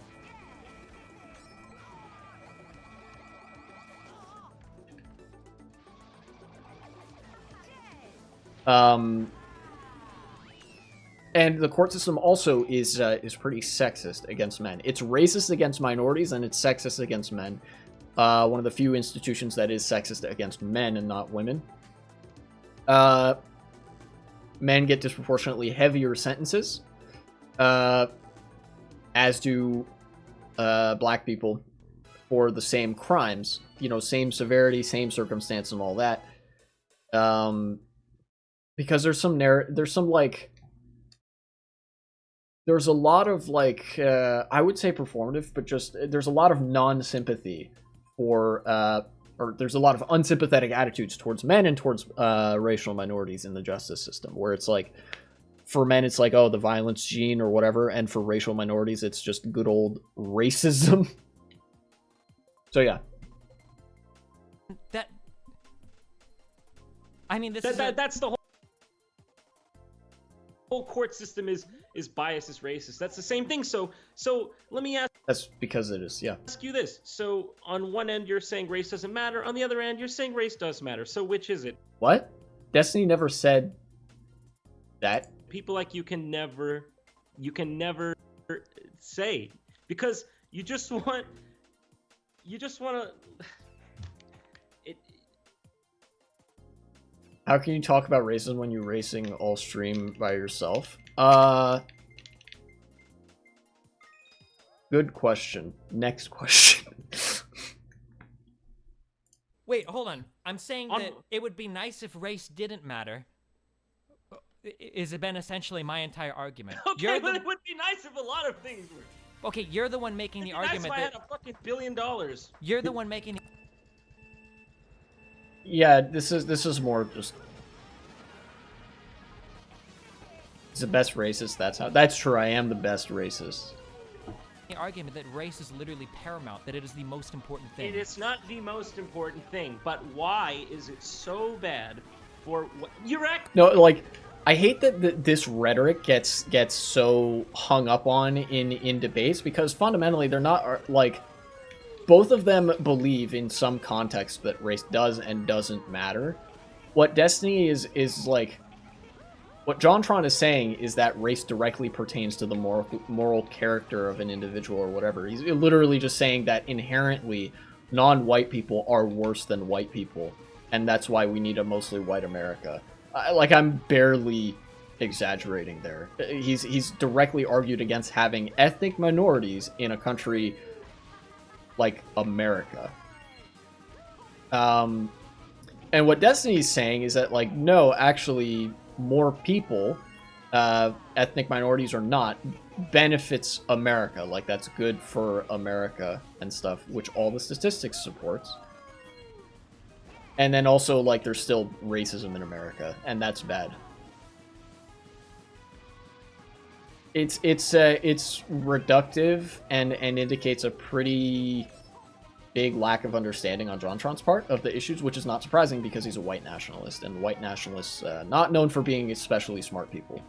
Acting like No, they're not sending their best. white people would just want to, you know, purge the lands or something. It's not true. Just why? No, when I'm not they... talking about. I'm just back to my question that I keep trying to get an answer. I just don't understand why it's so bad if white people become a minority. Why is that such a horrible thing? Nobody wants to become a minority in their own country. Why? Man. Why? No. Why does it matter? Also, I don't their consider own myself country. a minority Like, what because the I'm an fuck? American, and everyone around me is an American. Why does it matter if they're white or brown? Okay, by the way, this is something that JonTron did earlier. He's mistaking the group identity for the individual identity. Typical of white nationalists and Nazis, because they are collectivists and have little, if any, regard for the identity of the individual. JonTron thinks that all white people are a political monolith, the same that he thinks that all immigrants are a political monolith, depending on the convenience of making that argument, right? But here's the thing, everybody is a minority. You take an individual, that person is a minority of one, right? Like, they literally talk about this a little bit in 1984, where it's like, they have this whole line of thought going through Winston's head. Oh, am I just a minority of one, or does this make me insane? Every person, there's only one of that person, so you're a minority of one. Everybody already knows the experience of being a quote-unquote minority in a given country. What everybody doesn't necessarily have is like the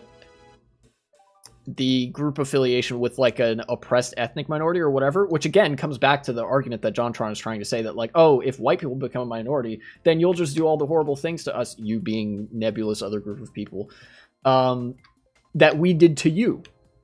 Because JonTron assumes that all politics is divided neatly along racial lines. Obviously, there are racial factors that play into body politic, but like, that's not what's going to happen. White people have historically had like the legal preference in, you know, in Jim Crow America and whatever. There's no evidence for what JonTron is saying, even if you can charitably construe it to make some bit of sense of like A leads to B. But what he's saying doesn't even make sense. Not even in that sense.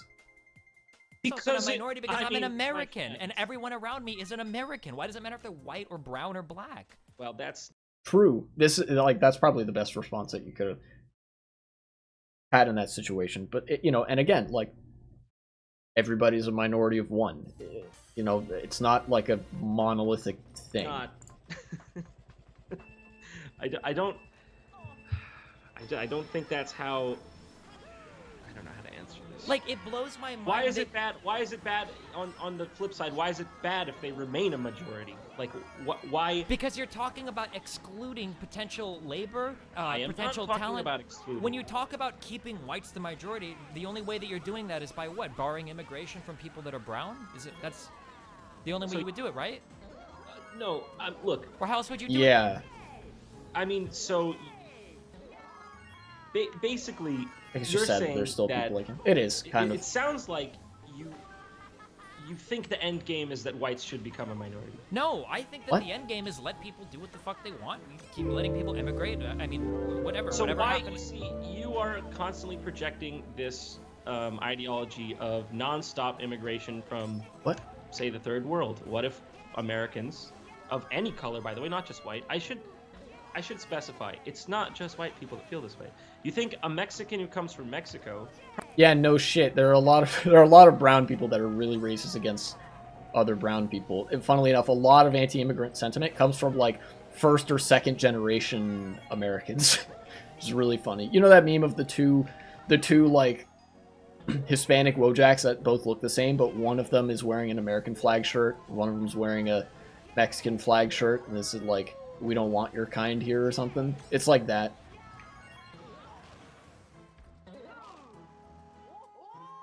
But also, there was something in there that I think was really stupid that I wanted to respond to from JonTron.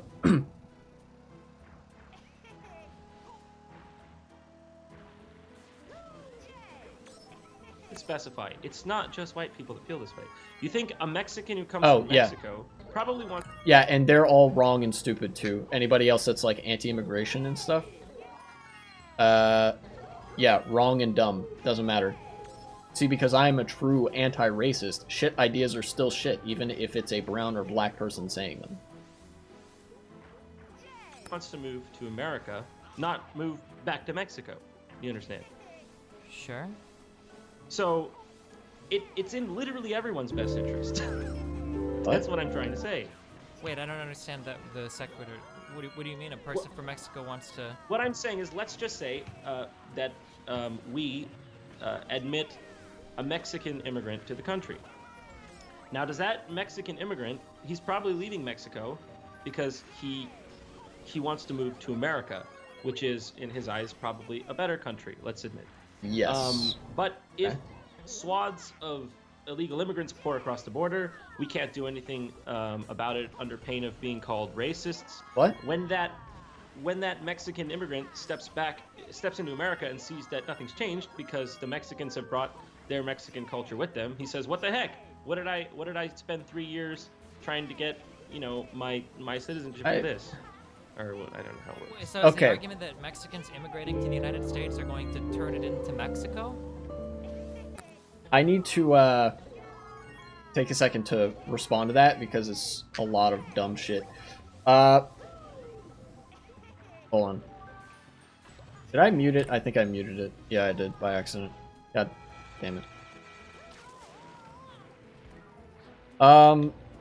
JonTron is again doing the whole like, oh well, all politics is culture and race and whatever. Yeah, dumb shit overload. I stopped being able to drive because I was like, okay, I gotta pause this.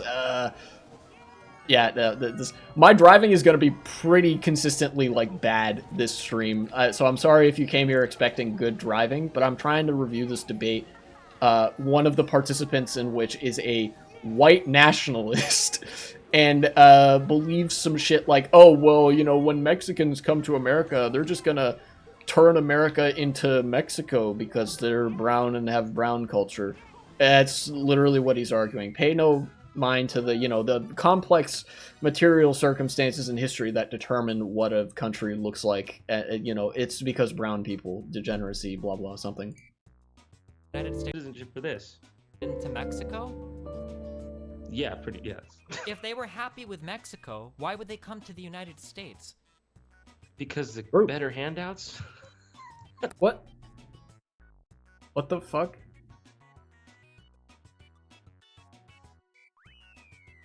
People don't just leave a country because things are marginally better elsewhere. A lot of European countries have marginally better material circumstances and welfare states than the United States does. So then why isn't every single American moving to those countries? Because that's obviously fucking stupid. It's like you don't want to leave your home. Like people who have lived in a place for a long time and are familiar with that place don't want to leave. Even if it's not the greatest material situation, first of all, it takes a lot of wealth. It takes a lot of emotional willpower and whatever. It takes a lot of things to decide, okay, even though I'm Mexican, let's say, I've lived in Mexico my whole life, and I know people here, and I know nobody in America. America is a completely unfamiliar environment. I'd have to learn a new language. I'd have to get a job with a skill set I might or might not have. I'm going to make the move. Why? Because there are extreme material circumstances that will make it impossible to keep living in the country that you've known for so long. That is why people migrate. It's because of their own, very severe economic interests. It's not anywhere near as flippant as JonTron is saying it is. Option is probably more likely. Break that wall and get some American tacos. There are some people in Mexican border towns that will, well, not border towns, but cities near the border, that will. I think I've heard some stories about people traveling to Mexico to get somewhat cheaper and more available medicine than in the United States, but it's not. Even then, it's not that common of a thing. In a world with nation states and borders, crossing that border is hard, and you can damn well assume that somebody going through the trouble to cross the border of a nation state has a pretty good reason or a pretty compelling reason to do so, and not just yeah, they have more McDonald's over here. No.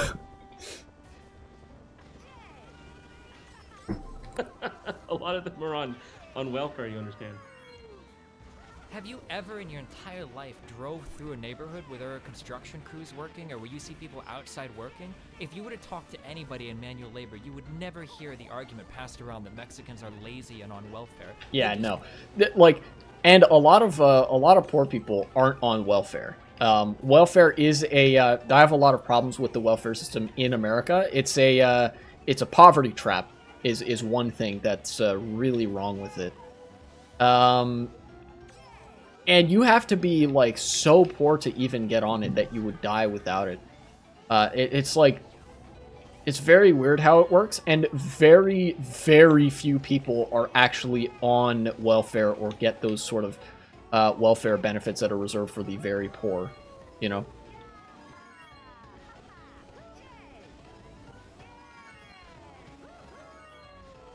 So, you know, people who argue like, oh, they're all on welfare and want handouts don't actually know what welfare is in America, how it works, how shitty it is, and how you don't want to be on welfare. You know? It's not something that people enjoy doing. Or it's not a life experience that people enjoy having in any stretch. I am going to round this turn and I'll unpause. Some of the toughest jobs available in this country. Yeah, dude, you're just virtue signaling. Man, I get How it. am I Not all virtue Mexicans- signaling? What are you talking about? Not all Mexicans are gonna go on welfare. I understand that, but a lot of them are going to commit crimes. This El Salvadorian.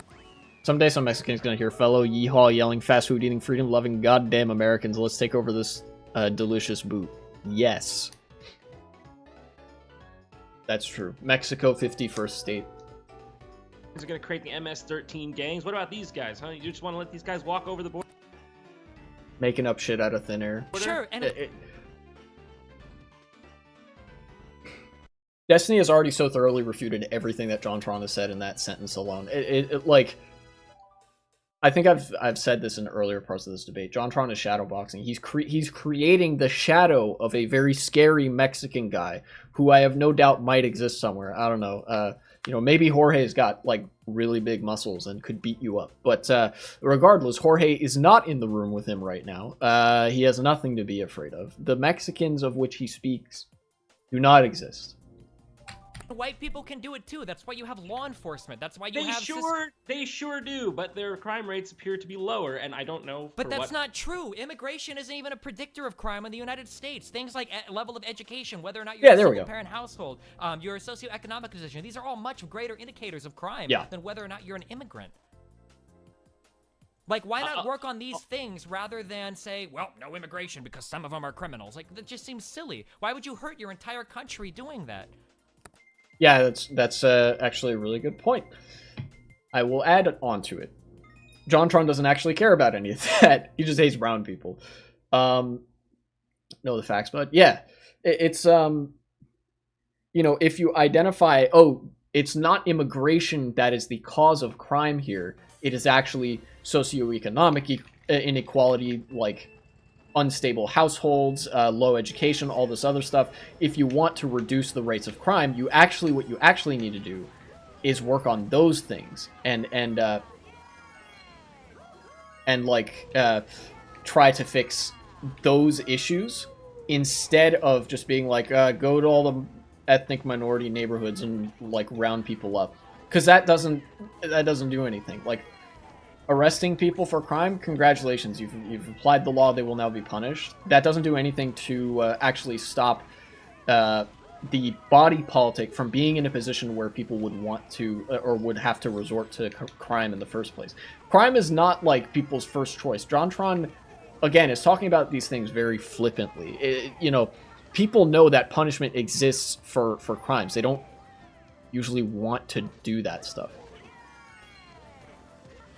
Oh, dude, Willevator, what's up? What I'm saying is, okay, your argument is, by the way, a lot of these people come to make money, send it back, and then go back. That's just true. So they have no long-term investment in this country. No. You know, apparently, No, they do make money to send it back. I've heard plenty of there's plenty of anecdotes and data to show that like people will, if they have some spare money, they'll try to send it home to support family and friends in the country they came from, which is perfectly normal. You know, that's discretionary income and stuff. But like the bit about them going back to their home country is not true. Because the reason they come to the United States is for the source of that living, for the source of that money. Is they need a job, you know. And so they're not, you know. Sometimes they're even fleeing bad political circumstances. So they wouldn't be super eager to return to very turbulent circumstances that made their lives a lot worse. You know. We like to think of ourselves as the all amazing first world United States, but a lot of them do have the interest just to come here for what money they can make or get and then take it back. But that aside, what was I going to say? Shit, what was the last thing you said? I don't understand if you just want to like block off all Mexicans from coming to the United States, or... No. What I'm saying is the argument here is that we need an influx of immigrants, because if we don't, you know, they always say this, the white Americans, they do the jobs the white Americans don't want to do. That's not true. Well, that is true, pushed actually. Out because I've read some economic data on immigration, and statistically, it is there are a lot more immigrants in the like the lowest paying, most grueling jobs than you know, native-born citizens or white Americans or whatever.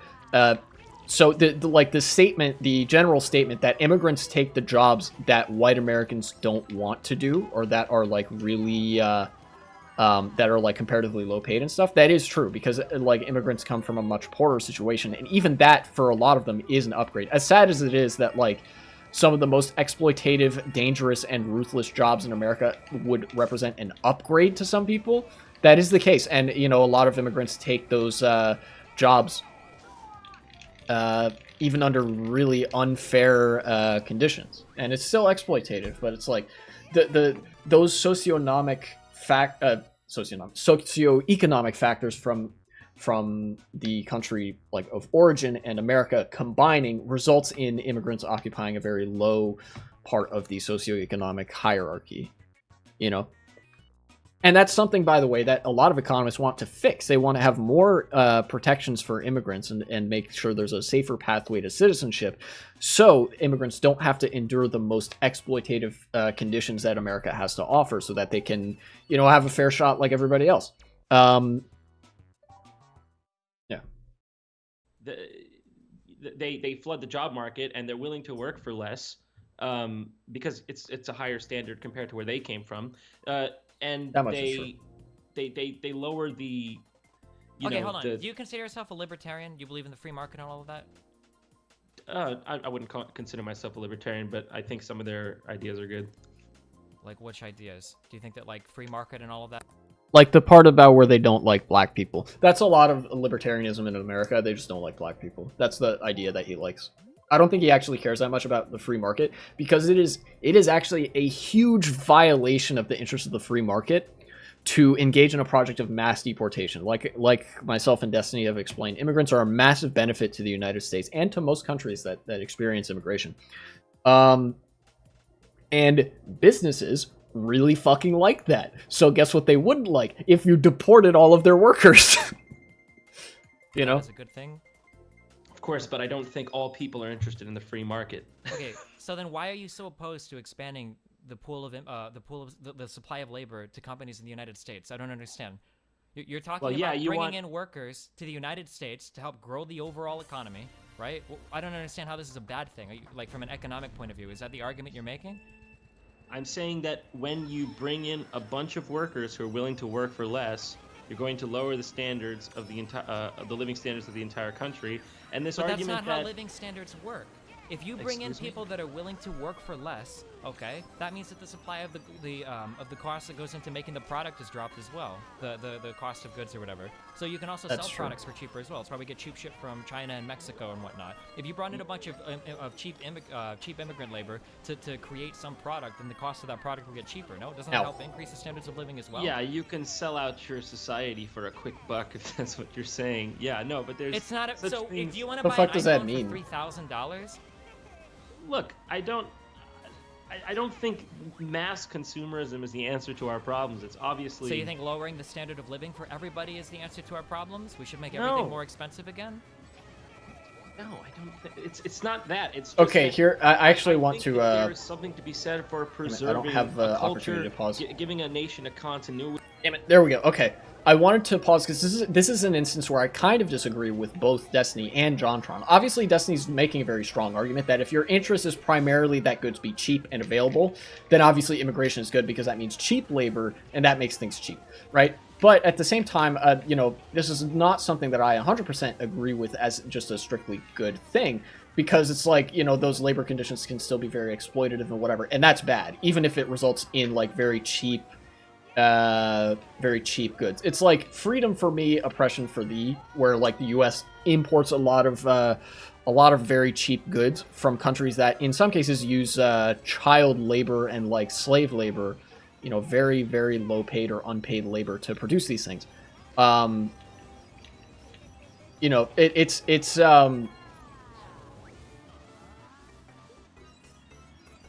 shit, I forgot what I was gonna say. I have to search for it for a second.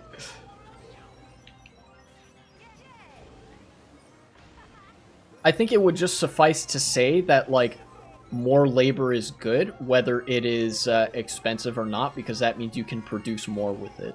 I think that's the strongest argument to be made there. And Destiny is correct in saying that's not how the standard of living works, because if you have more production, then the standard of living is going to, you know, if you have economic growth and whatever, even if it's like you're adding high wage jobs to the economy, that's the standard of living is going to increase. Also, if you're adding low wage jobs, it's going to increase for people on like the consumer side of things. I'm not fully well versed in it, but I know that there are some issues with saying, like, taking the angle that, like, look, the, you know, immigrants are cheap labor that we can and also should benefit from. The cheap labor part is a problem on its own that needs to be fixed. Although it's also entirely possible that, like, that's a discussion he can't really get into right now because they're of such a basic level here. You know, because JonTron's just not really willing to engage with anything. Yeah.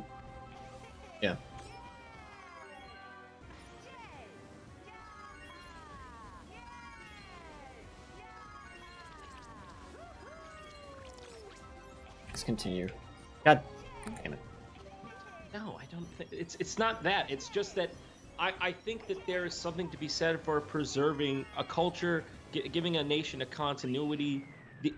There's no such thing as preserving culture, like whatever that. It doesn't mean anything. Cultures change over time. That's just how life works.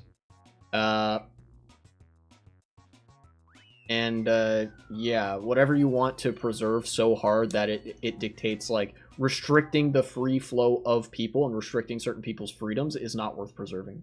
These what are is that? legitimate. Yeah, but we have that. We're American. That's our continuity. And yes, there is, you know, America being so powerful, America also enjoys a degree of cultural hegemony that disproportionately people want to assimilate to our culture. Like, that's just kind of a thing. People, when they're coming here for economic opportunity, they want to be American because they want to feel like they belong in this land where there's a lot of economic opportunity and whatever, right? That's more of like a sociological, psychological thing. But again, like, preserving culture doesn't mean anything. It's just a buzzword that reactionaries use when they say that any change is bad. Brown people are bad because they're not like me, and I want people to be like me, and brown people are not like me, even if they behave and speak exactly like me. That's our culture. It has nothing to do with being majority white. You can say that, but these days, what, the Confederate flag has been banned.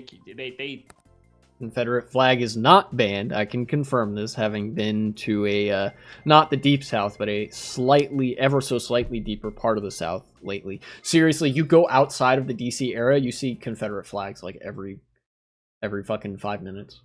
They're burning American flags in the streets. I don't know. It's a changing nation, and the flag burning discourse. How desperate do you have to be to reach at something that was discourse in the 1990s? God damn. There was a whole ass Supreme Court decision that decided that, yeah, burning the American flag is your right. That's a form of protected speech because you are using an image and doing to that image a thing that expresses a belief. Like that's just free speech. And I do think that, you know, immigration policies that haven't been the smartest are partly to blame for that. I guess, like, I just don't understand how you think that, like, being white is such an important part of being an American when you're I half don't. Hungarian. I'm not even fully fucking white. Then why are you so... Yeah, meanwhile, Republicans wearing American flag underwear, which, by the way, is a violation of the flag code. There is actually, believe it or not, a law in America that says, like, you're not allowed to use the flag to, like, wear. Like, it bans the use of the flag for things that aren't just the flag in itself. Like, wearing American flag underwear is technically illegal. But, like, nobody's gonna ever punish you for that, because that's, like, stupid. It's a pretty dumb law, but it does exist, and it is funny. So, I reserve the right to point it out. so worried about whites not being a minority in the United States or whatever? It's a principle. Why is it bad that they remain a majority then? Because I've already said why. Because you're talking about restricting immigration from a ton of different areas in order to Why ensure not? some... Why do we have to take immigration from all these areas? Because it helps grow the size of the economy and it brings talent in from other areas to continue to benefit the entire country. It benefits the global elites. That's the only people it benefits. Dude, it doesn't. No, it benefits everybody. By global elites, of course, JonTron doesn't mean like the business people or anything. He means the Jews. But like, everything ever in a capitalist system will disproportionately benefit the capital holders in that system. Like, that is how a system like that works. Immigration benefits everybody.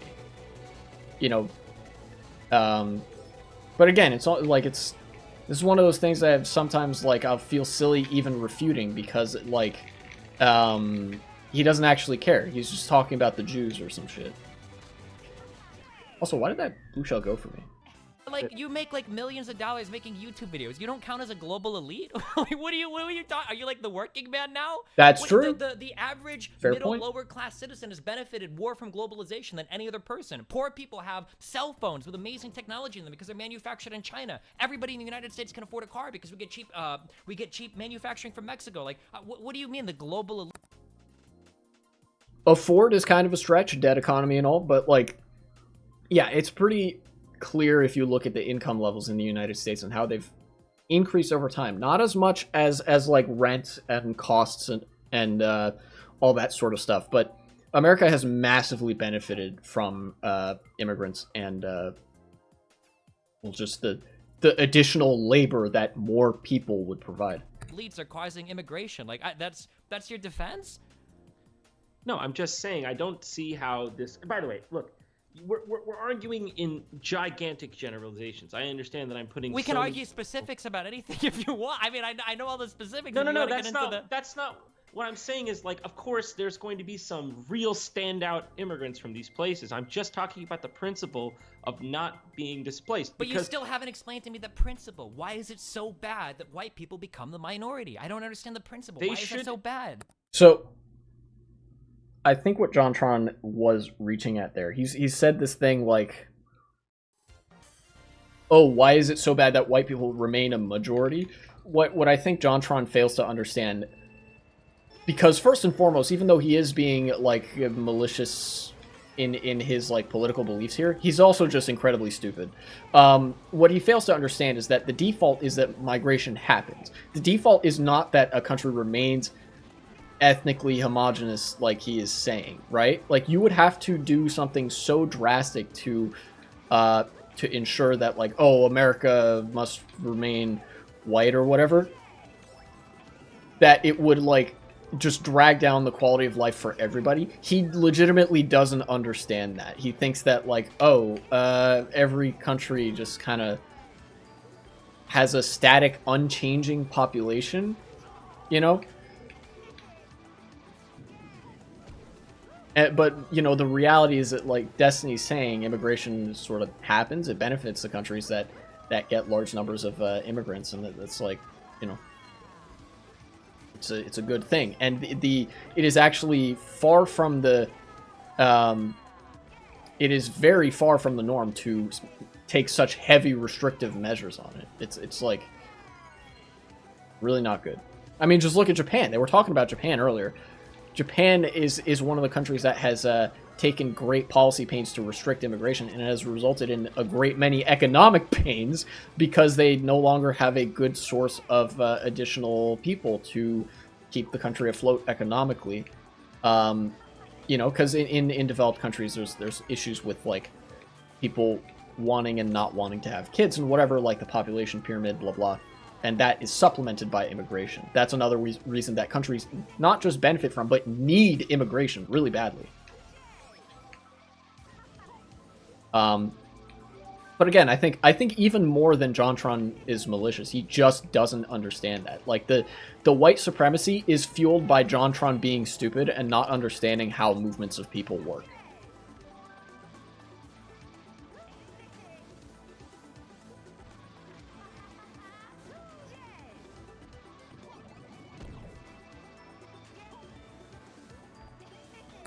Listen.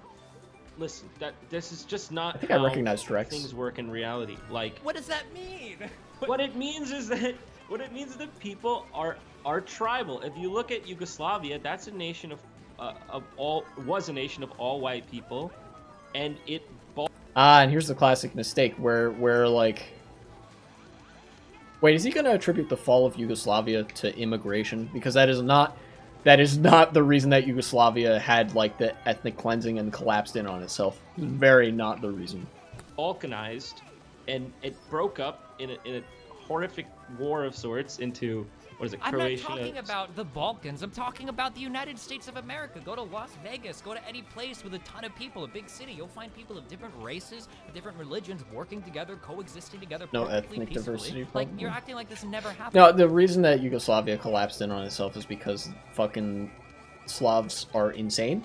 As are all people, of course. But, like, when you put people who have been insane about each other next to each other for an extended period of time, they're going to get more insane. You know, the project of creating a Yugoslav national identity, I think, was kind of a failure, because everybody in Yugoslavia mostly still saw themselves as Croats, Bosnians, Serbs, Kosovars, etc. Right? Like, there wasn't the sort of unity that Americans have when we all consider ourselves to be American, right? And of course, JonTron is saying they're all white, but you know, like, the European conception of ethnicity is a bit different, where, like, they obviously look all exactly the same because they're from roughly the same part of the world. But they're all like, no, you see, they're totally different because they say this word a little bit funny. Or something like that. Yugoslavia also wasn't the most economically stable. I think in some ways it was ill-fated from the start, but it's definitely not attributable to whatever JonTron is trying to say it's attributable to. If anything, Yugoslavia is an example against JonTron's argument that a country must remain ethnically and racially homogenous, because he just said everybody in Yugoslavia looked the same, right? Like, they were all white. That's not, like, it's not how that works. Again, though, I'm not super well read on Yugoslavia. I would have to do reading on that, but, you know. And it's, like, inevitable that some massive civil war will always break out. It seems like the only way it would happen is if everybody believed what you believed, and that you have to keep majority white status, otherwise, like, shit is gonna go to hell. I don't understand. Yeah. Listen. Even though the mantra has, Ow. I mean, you're just arguing based off the old paradigm, which is that if you I'm don't arguing What? based on historical data. I don't think you're arguing off data, because if you were arguing off data, you wouldn't be saying the things you're saying. Wait, what have I said that you think is wrong? Factually. I mean, who in Europe is causing riots I'm currently? not talking about Europe. I'm talking about the United Okay. States. It all is interconnected, dude, because Europeans No. are the... European politics does not connect to American immigration in the way that JonTron thinks it does. Like, not even remotely. European anti-immigrant politics are quite a bit different, and actually, like, worse in some ways than American anti-immigrant politics. It's very bizarre to say, but it is a relatively normal political position to have in Europe. That, yeah, just let the migrants drown at sea. Also, you should shoot them. And there are governments that actually, like, will do that, right? It's not good. But in America, you know, people will at least say, like, oh, well, you know, if you want to come to this country legally, then sure. You know, they'll at least put up the facade being okay with it. ones who founded this country, and they came from Europe, and Europe is having similar problems. So when you look at the parallels, you can understand. Ah, yes, clearly, these are clearly parallels that we can draw after 200 fucking years of the political situation being different and ethnic and racial politics being different. I don't even know what you mean by historical data. There's never been anything like this. I'm just curious what you said, what I've said that you think is factually incorrect. You're just deflecting. I haven't deflected anything. You're the one that's hopping from topic to topic. Every time I bring up Europe, you say I'm not talking about Europe. But if because you're talking... the things that you're saying about Europe are really misinformed, and I don't want to jump into like a massive discussion on individual. You can't even group these countries together. The problems that Germany is facing is going to be much different than the problems Sweden is facing. The problems in Sweden are going to be way different than the problems in the United Kingdom, who was part of the EU, who had different agreements than these other countries part of it. It's interesting. You're right. They would be facing different problems, it would seem, but they're all facing a very similar problem, which leads us to believe maybe there's a pattern here. That's what I'm saying. What's the pattern? The pattern is that when you have mass immigration from countries that don't value liberalism and now JonTron's talking about liberalism. Nazis always defer to liberalism and liberal values when they're arguing against immigration, even though a liberal value is open borders. Open borders is a liberal value, and the free movement of people is a liberal value. Inclusivity and immigration, accepting immigrants into your country, is a liberal value.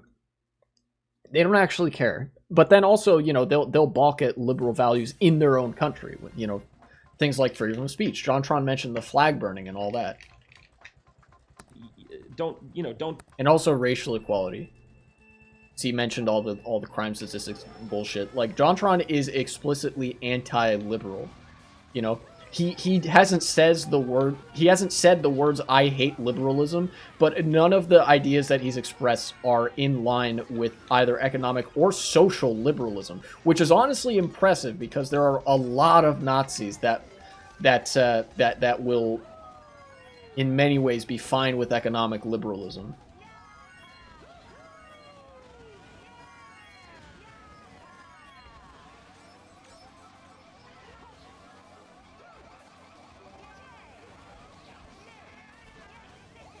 Value equality between the sexes in the same way that Western countries do, for whatever reason. Yeah, what's up, Maverick? They will affect the overall culture, and that's what's happening right now in the West. And how many terrorist attacks are there in Japan? If that was happening in the West, then why are we at it? Why do we have more rights for different types of minority groups than have ever existed in all of human history across the West? Because, you just proved my point. Because the Western countries have incredibly liberal values and do not value. And they've held on to those liberal values, even though all these brown people are moving in. Even though we're getting. Who do you think is going to uphold those values? The people. Okay, here's one thing that I really think is fucking dumb about this debate. Is JonTron is almost exclusively arguing from things that aren't materially that don't materially exist. Preserving culture, identity and all that,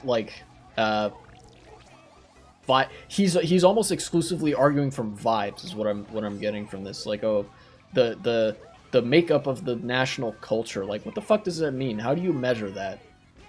You know? And of course, the way that you would measure that is with, like, ethnic and racial diversity stats, I guess, or like national diversity stats and whatever. So really, his argument here boils down to, I don't want brown people coming in because I want to preserve our culture. And when I say preserve our culture, I mean brown people not coming in. So it's like, it's circular. He doesn't like brown people because he doesn't like brown people because he doesn't like brown people, etc., etc.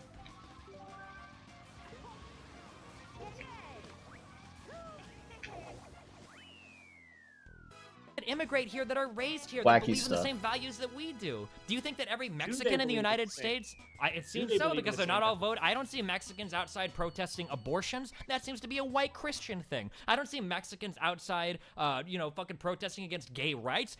That's true. Immigrants on average are way less reactionary than Republicans. Most of them don't vote Republican, although some of them have grown more ambivalent and started voting Republican because of, again, the stuff I mentioned where, like, first and second generation Americans will be really fucking racist against immigrants who would then down the line be first and second generation Americans. You know? That seems to be a white Christian thing. Where are all of these Mexican groups protesting against civil rights and whatnot? I don't see this happening. Now, it's kind of funny, though, that, you know, Destiny mentioned this, and now, like, the fucking vanguard of the white supremacist movement is, like, Hispanic guys in their early 20s who want to be, like, military. Warum darum.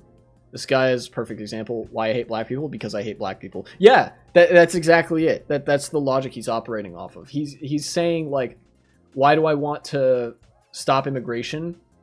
Because I want to preserve our culture. And then that just means stopping immigration. Again, it's circular. Completely circular. there are a small minority of Christians who might do that, but we're talking... And first if you of all, talk about anti-abortion rights in the United States, do you think it is a minority of Christians? Where do you think the majority of these people come from? Muslims, for instance. You think that Muslims are the main opposition More to pro-choice deflection? women's rights or whatever in the United States? No, not in the United States, because there aren't that many of them here, but there are a ton in Europe, which is the crisis that they're facing. JonTron has been unable to remain on topic because he's, like, his mind's made up already. They're talking about America, Facing not now, and other these I'm not countries. talking about Europe, I'm talking about Yeah. the United States. Okay, Even though but Europe and the United States are interconnected in the Okay, same thing. But they're not. They're very, very, very different places. With Very. very different problems. Extremely different. Yes. Oh, wow, very different. You How are know they that in different? Europe, you know that if you go to Europe, there's no such thing as white people, right? You know nobody says that, right? I understand that Europeans see each other as different groups of Europeans, but at the end of the day, they understand each other as Europeans. And they, You they think know where that those like borders even lie. people who live in the United Kingdom don't all see themselves as being like I'm aware that Europeans see each other differently, and it's an American thing to brand all Europeans white. I understand that, but that just proves the tribalism thing. It's real. But, Mm, but don't it's have- not. It's obviously don't- not because if you go to the United States, all the white people do see themselves as similar. So obviously the tribalism is they've gotten over that part there. Of the chat going wild, by First the of all, way. Also, no European at the end of the day. Do you ever see yourself as a North American? true. Do you think Americans ever at the end of the day like, oh, I feel Again, JonTron's exclusively talking about vibes here. It is so bizarre.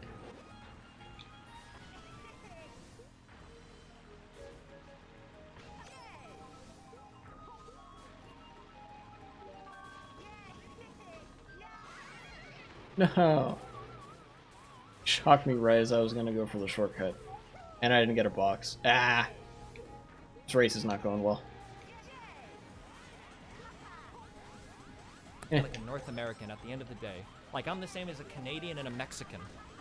I do believe that we are different from Mexico, but very similar to Canada. And Because if it we're were not the whiter? case- no, because our countries derive from the same culture, and have Literally the just same because they're similar whiter. founding That's stock, at that's least. it. But I will say, you know, That that's circular a big argument reason again. why all these. By the way, Europe and America, it's not different. Even though you say it's different, it's not. It's But- what do you think is similar? It It's is totally so different. different. We're incomparable places, dude. The United States is a massive country that has a massive border to the south of an unstable country. It's way different than, say, the United Kingdom, right? Who wasn't even having serious immigration issues, whose entire economy in place in the EU makes them a very special country, which is much different than the country of Germany, which has had a massive budget surplus year after year after year, even after taking in fucking 1 million fucking refugees, which is America massively are the different same than any way. of the Nordic Yeah. countries, than Sweden, Finland. JonTron is doing the whole like Europa with the V thing. He doesn't actually know anything that he's talking about here. Like, in the ways that you can actually qualitatively measure culture, like what kind of food do you typically prepare, blah blah. What kind of things you like, the things that you could take note of and say like, oh yeah, that's a little bit different. Europe and America are different, but he's exclusively talking about the, like, oh yeah, Europe has white people, America has white people, therefore it's the same. He's reducing everything that he's talking about, all the like culture stuff, he's exclusively reducing that to white people versus non-white people, which is stupid as hell. And even like the stuff that you can kind of measure with regards to culture, it's not stuff that you can really measure, right? Which is why it's dumb to talk about culture when you're talking about politics. It's more important to talk about like the material situation of a given country, because that is like way more directly related to what's in the political discourse, what is feasible, what isn't feasible, what benefits who, and all that. JonTron is so completely off base. He's on another planet, honestly. Like, he's thinking about like the white. He's thinking about the fucking chiseled bronze statues of like white people, and he's like, yes, this is society. And then he thinks about like the Happy Merchant or something, and he's like, no, degeneracy, that's brown people.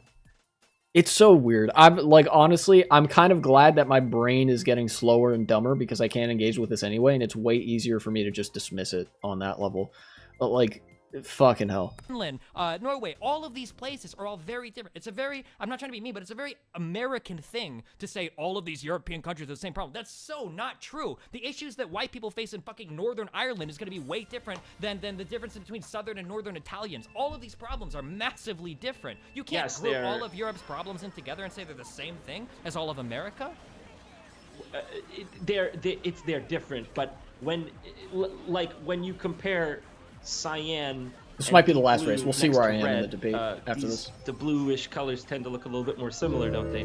So, bro, what is he talking my point about? is that they're all facing similar problems coming from. Bro's talking about, dude, this is some Daisy Girl shit. This is completely like what he's talking about, the colors of the flags now. What does this have to do with anything? He's so lost. I'm so lost trying to listen to him. From a similar part of the world, what does that tell you? I don't think they're facing similar. I don't. This is why I didn't want to Then get you're into not Europe. informed. I mean, And the people in America want to. No, stop that from what? happening now. Literally the want to perfect speed up angle the refugees just to get hit coming by here. that. And of course, that sounds good to people. How? To say, of course, who doesn't want to take refugees? It's a great humanitarian thing to do, but at what cost? Are at these what cost, dude? How many refugees have committed crimes in the United States? Do you know how many?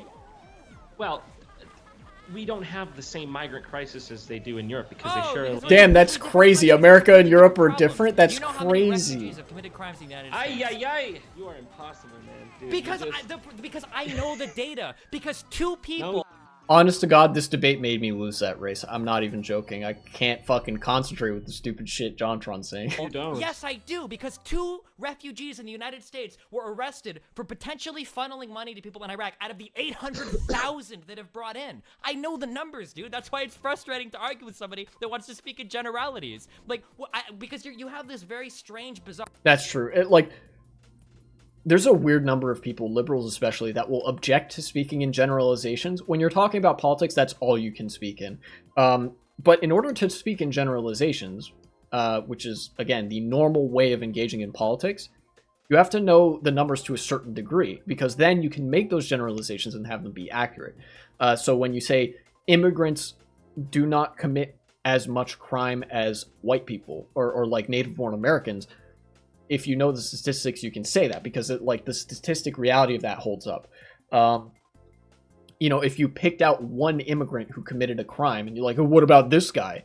that's fundamentally not addressing the generality there, and that's like, if you use one person and then extrapolate that outward, that's stupid. But like JonTron is doing the generalities thing without knowing any of the numbers. He's just trying to make shit up, and then he finds the like, he'll find a random, like he'll find a wild statistic that maybe sort of aligns with his narrative if you squint at it the right way, or he'll pick out one example of a black guy that committed a crime one time, or an immigrant that committed a crime one time, and it doesn't work like that. That doesn't justify that. When that's completely not true. That's the narrative being sold to you by people like Breitbart, by people like the Spencer dude, by people like I don't understand. But so I'm trying to get a feel of your worldview, but you can't give me like any specific examples or facts or figures. So like it's really hard to. I am giving you an example. I've given you example after example. Wait, what examples? White countries that are experiencing. It is basically in white countries, historically white countries, it's seen as a moral imperative that whites don't resist their own displacement. If they resist what displacement? Oh my fucking god! That is what I'm talking about. You can see this in every white country on planet Earth. Okay, I don't understand. But again, going back to the central question, you can't tell me what's so bad about white people becoming the minority. You still haven't answered that question. I have answered it a million times. No people wants to become a minority in their own country if they don't have to. They shouldn't do it. Okay, but the people of America aren't. What does it do to look nice? To be nice? What is your argument? That I guess when I look at what it means to be an American, being white doesn't seem to be part of that definition. So when you say to become a minority, I don't understand this massive division on racial lines. Like, I have to have this many white people in here. If there are too many blacks or browns, it makes me very uncomfortable. Like that, I thought we were all Americans. I don't understand where this white, black, brown thing comes from. I'm content at this point. I'm kind of content to just listen. That is how we should see each other as Americans. I do agree that. But also, we're dealing with something that's not that. We're dealing with a political paradigm, or we were at least. We still are. The status quo thinks that the only logical conclusion to the country to atone for the sins of the white past is to keep letting in people from the third world until white people are a minority. And that's what's happening. So if you can deny it all you want, but that's what's happening. Wish I had this is like California that deal with more. I wish I had like a PNG of a crack pipe, and just take a hit every time, like pretend to take a hit every time JonTron says something absolutely batshit insane with like no basis in fact. That'd be nice.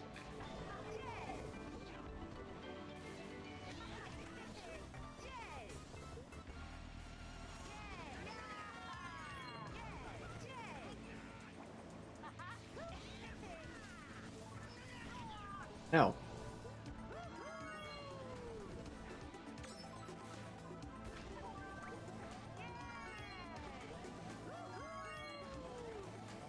Around this turn, continue. They deal with more immigration than I think any other even individual country in the world I'm from aside from California, Russia. So why is California the strongest economy in the United States when they have the most Mexican immigrants? That's true. Shouldn't this state be a shithole? Because if you're talking about Los Angeles or Silicon Valley, I'm talking about the state of California. Why is the state of California the sixth strongest economy in the world when they deal with more Mexican immigrants than any other state? How is this possible? Man, I because all the industry is there. I don't know. What's your point? Maybe the supply of labor has helped the state grow a little bit. Maybe other people are able to take up complementary positions. Maybe every single economist agrees that immigration grows an economy for everybody. That more people. I don't know if every water target shock. Every single economist, even the leading people who are on the immigration side, more or less agree with that, right? Borjas is the leading economist who argues for less immigration in the United States, and even he acknowledges that. And every single pollster said Hillary Clinton was going to win. Do you think that pollsters are of the same? Not even remotely comparable. Polls are a world apart from actual like knowable statistics. I've talked about the issues with polls before, that like the sample sizes are so small they often pre-select for the result that they want out of like a few hundred people. Or Poland. Yeah, poor Poland. I'm talking shit about Poland. Rip politics. That's true. No, I'm talking about political polls like presidential election opinion, whatever. Economic data is so much more wide-ranging than that. You can actually aggregate it. Economic data is much more knowable of a thing than somebody's opinion on something. Like, even if you're talking to somebody one-on-one and have an intimate knowledge of how that person thinks, you won't know with 100% like you'll only know with like 80 or 90% accuracy what that person's opinion is on something you just talked about, right? Economic data, it's very simple insofar as like, oh, okay, we're looking for the income level of this area. That's knowable, that's measurable. How much money did this person make? How much money did this person make? How much money did every individual person make in this town? And then you aggregate that, you average that. This is the average income level for this town. It takes a long time, but it is knowable. And, you know, again, JonTron doesn't want to engage with that because he's anti-empiricist here. He's fundamentally sees like polls and other, like, it's all the same to him because he doesn't care about it. Same academic credence as an academic's analysis of an economic situation. Do you think that's a fair comparison? We're living in a political paradigm that values appearances over. See you later. Of course, these people are going to say that because they don't want the shitstorm. Wait, of course, people are going to say what? That that California's economy is huge, or no? They're going to say things like, "Of course, immigration is wonderful. Diversity is our strength." If you don't say these buzzwords. How do you think you grow an economy if the population begins to die off? Where do you get new workers from?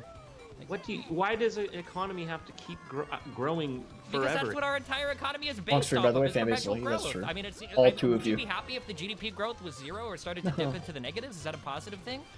People don't need gadgets all the time, bigger, less expensive gadgets. That's easy for you to say because you're fucking rich, dog. If you're a that's poor true. dude and you can all of a sudden afford a cell phone, that's a really cool thing. Yeah, this goes back to something I've said about economic growth and whatever. GDP growth, line go up is not necessarily good. It has its own problems. But line go down is almost always really bad. You know, like, you do not, as a country, it's a pretty bad sign if your economy is not growing, you know?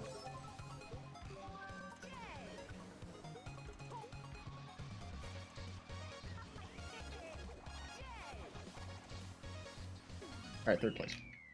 I'm gonna watch for about a minute and a half more. Why are you advocating might be one for more a race. decrease in the standard of living amongst poor people? Poor people today have TVs, have internet computers, have cell phones. These are awesome things. These should be celebrated. To be fair, I'm not arguing the economics of this. I'm arguing the cultural impact. We can stay to the culture then. Then don't talk about the economic then, because that's absolutely what nobody on the academic side agrees on. No academic is going to tell you that immigration hurts the economy. No credible one, at least. I've never seen it before. But I mean, we could stay on the culture side, in which case, why do you think white people are so important to the American identity? Why can't brown and black and all these other people be included as well? Why does it matter if the demographics shift around a little bit? Because clearly they... Are you doubting the existence of tribalism? I think. Do you believe in it? Do you believe in it or not? The fact that you are here talking to me, defending white people as a half Iranian, half Hungarian, seems to speak against the notion of tribalism being this like embedded thing that can never be changed. The fact that we are more integrated today than we ever have. That's true. I love bread. Have been that women and men get along better, that people of different races get along better, that Jim Crow is. Dude, the argument that JonTron is making here, that, like, I want to talk about this a little bit. I don't think I've mentioned it before, but this is, you know, now's a good time, I guess. What JonTron is talking about, like him being anti-ethnic diversity and whatever, fundamentally is just a pro-violence position. This doesn't have good consequences for any country, right? Like, the whole, you know, ethno-state thing, the logical conclusion of a world of ethno-states is a world of tiny, constantly warring microstates, which would be, like, miserable for everybody, right? Like, it would be a balkanized world, and nobody wants that. Nobody. Even white supremacists, as much as they love, you know, to inspire misery among the dispossessed masses, you know, nobody really likes the idea of a life where you give up significant amount of conveniences, you know?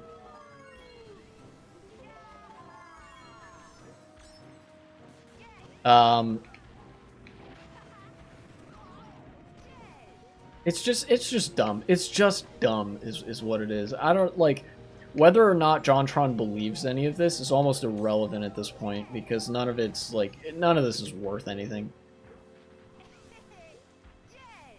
gone, that all of these things are happening. It seems to point to the fact that we can integrate more as a society. Are people getting along better? It seems to me they're just screaming at each other a lot recently. I mean, depending on the my news god, channels you civility watch, sure, but yeah, politics, I would blah, say blah. that today people... Dog, it is the biggest cop-out I've ever heard for people to be like, oh, everybody's just screaming at each other. Like, that's all fucking human history has ever been. Get over yourself. Like, I am actually so sick of people that will be like, well, you have to have a civil discussion. Do you? Do you really? That's crazy. I'm just hearing about this. Also, no movement of people that has ever been uncivil has accomplished anything. That's so true. Revolutions never happen. That's so true. I really don't fucking like civility politics. I hate it. I think it's like anti-pragmatic. I think it's basically just anti-humanity. You know? People who say that are the same kind of people who would have argued that, like, Dr. King should have been nicer. Like, that's the fucking level of political engagement you're operating on if you're doing civility politics. Especially the way that JonTron is doing it, where it's like, oh, are people getting along better? It seems like everybody's just screaming at each other. Why can't we be civil? I'm just an enlightened centrist. Like, come on, dude. I fell off. Maybe Twitter is a bit... That's not a news channel, is it? I mean, you have a little Me bit and of you are selection. screaming at each other. Me and you are screaming at each other right now. I mean, you have a little bit of selection bias, though. I mean, we're specifically looking for somebody we disagree with to talk to. But I mean, like, you can go to large cities in the United States where tons of people from different cultures and different races and different religions all get together and work along with each other. Of course, because we're not fucking savages, man. But you're saying that. You're going tribalism. Like, what I am saying is that it is principally not wrong to want to keep a continuity in your nation. At every other nation... Yes, it is. Because that's a fucking dumbass, like, concept. This is... Literally, the values that JonTron is espousing, like, oh, cultural continuity, national continuity. This is just ethnostate shit, which is bad on its own already, because it's fucking bad. Ethnic exclusion, blah, blah. But then, like... It also, like I said, it just creates a world of misery. Nobody wants to live in that world, except Nazis, I guess. Look, he's not winning. He's not doing himself any favors here. I'm not doing myself any favors by continuing to watch this. But it's for the content, so I will. I'll continue that next stream, probably. Man.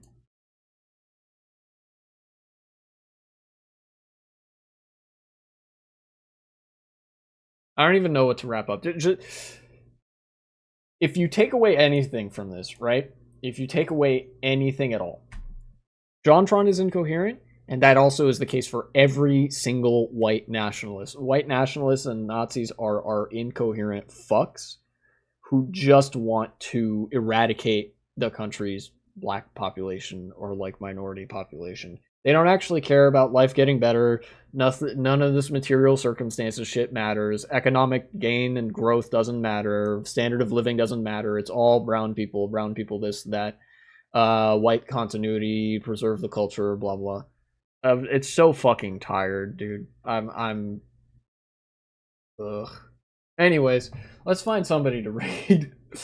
Nobody's laughing. God damn it. Alright, no raid this time, I guess. I'll see you guys next time. I don't know when next time is. I'm almost certainly going to be back reacting to this again.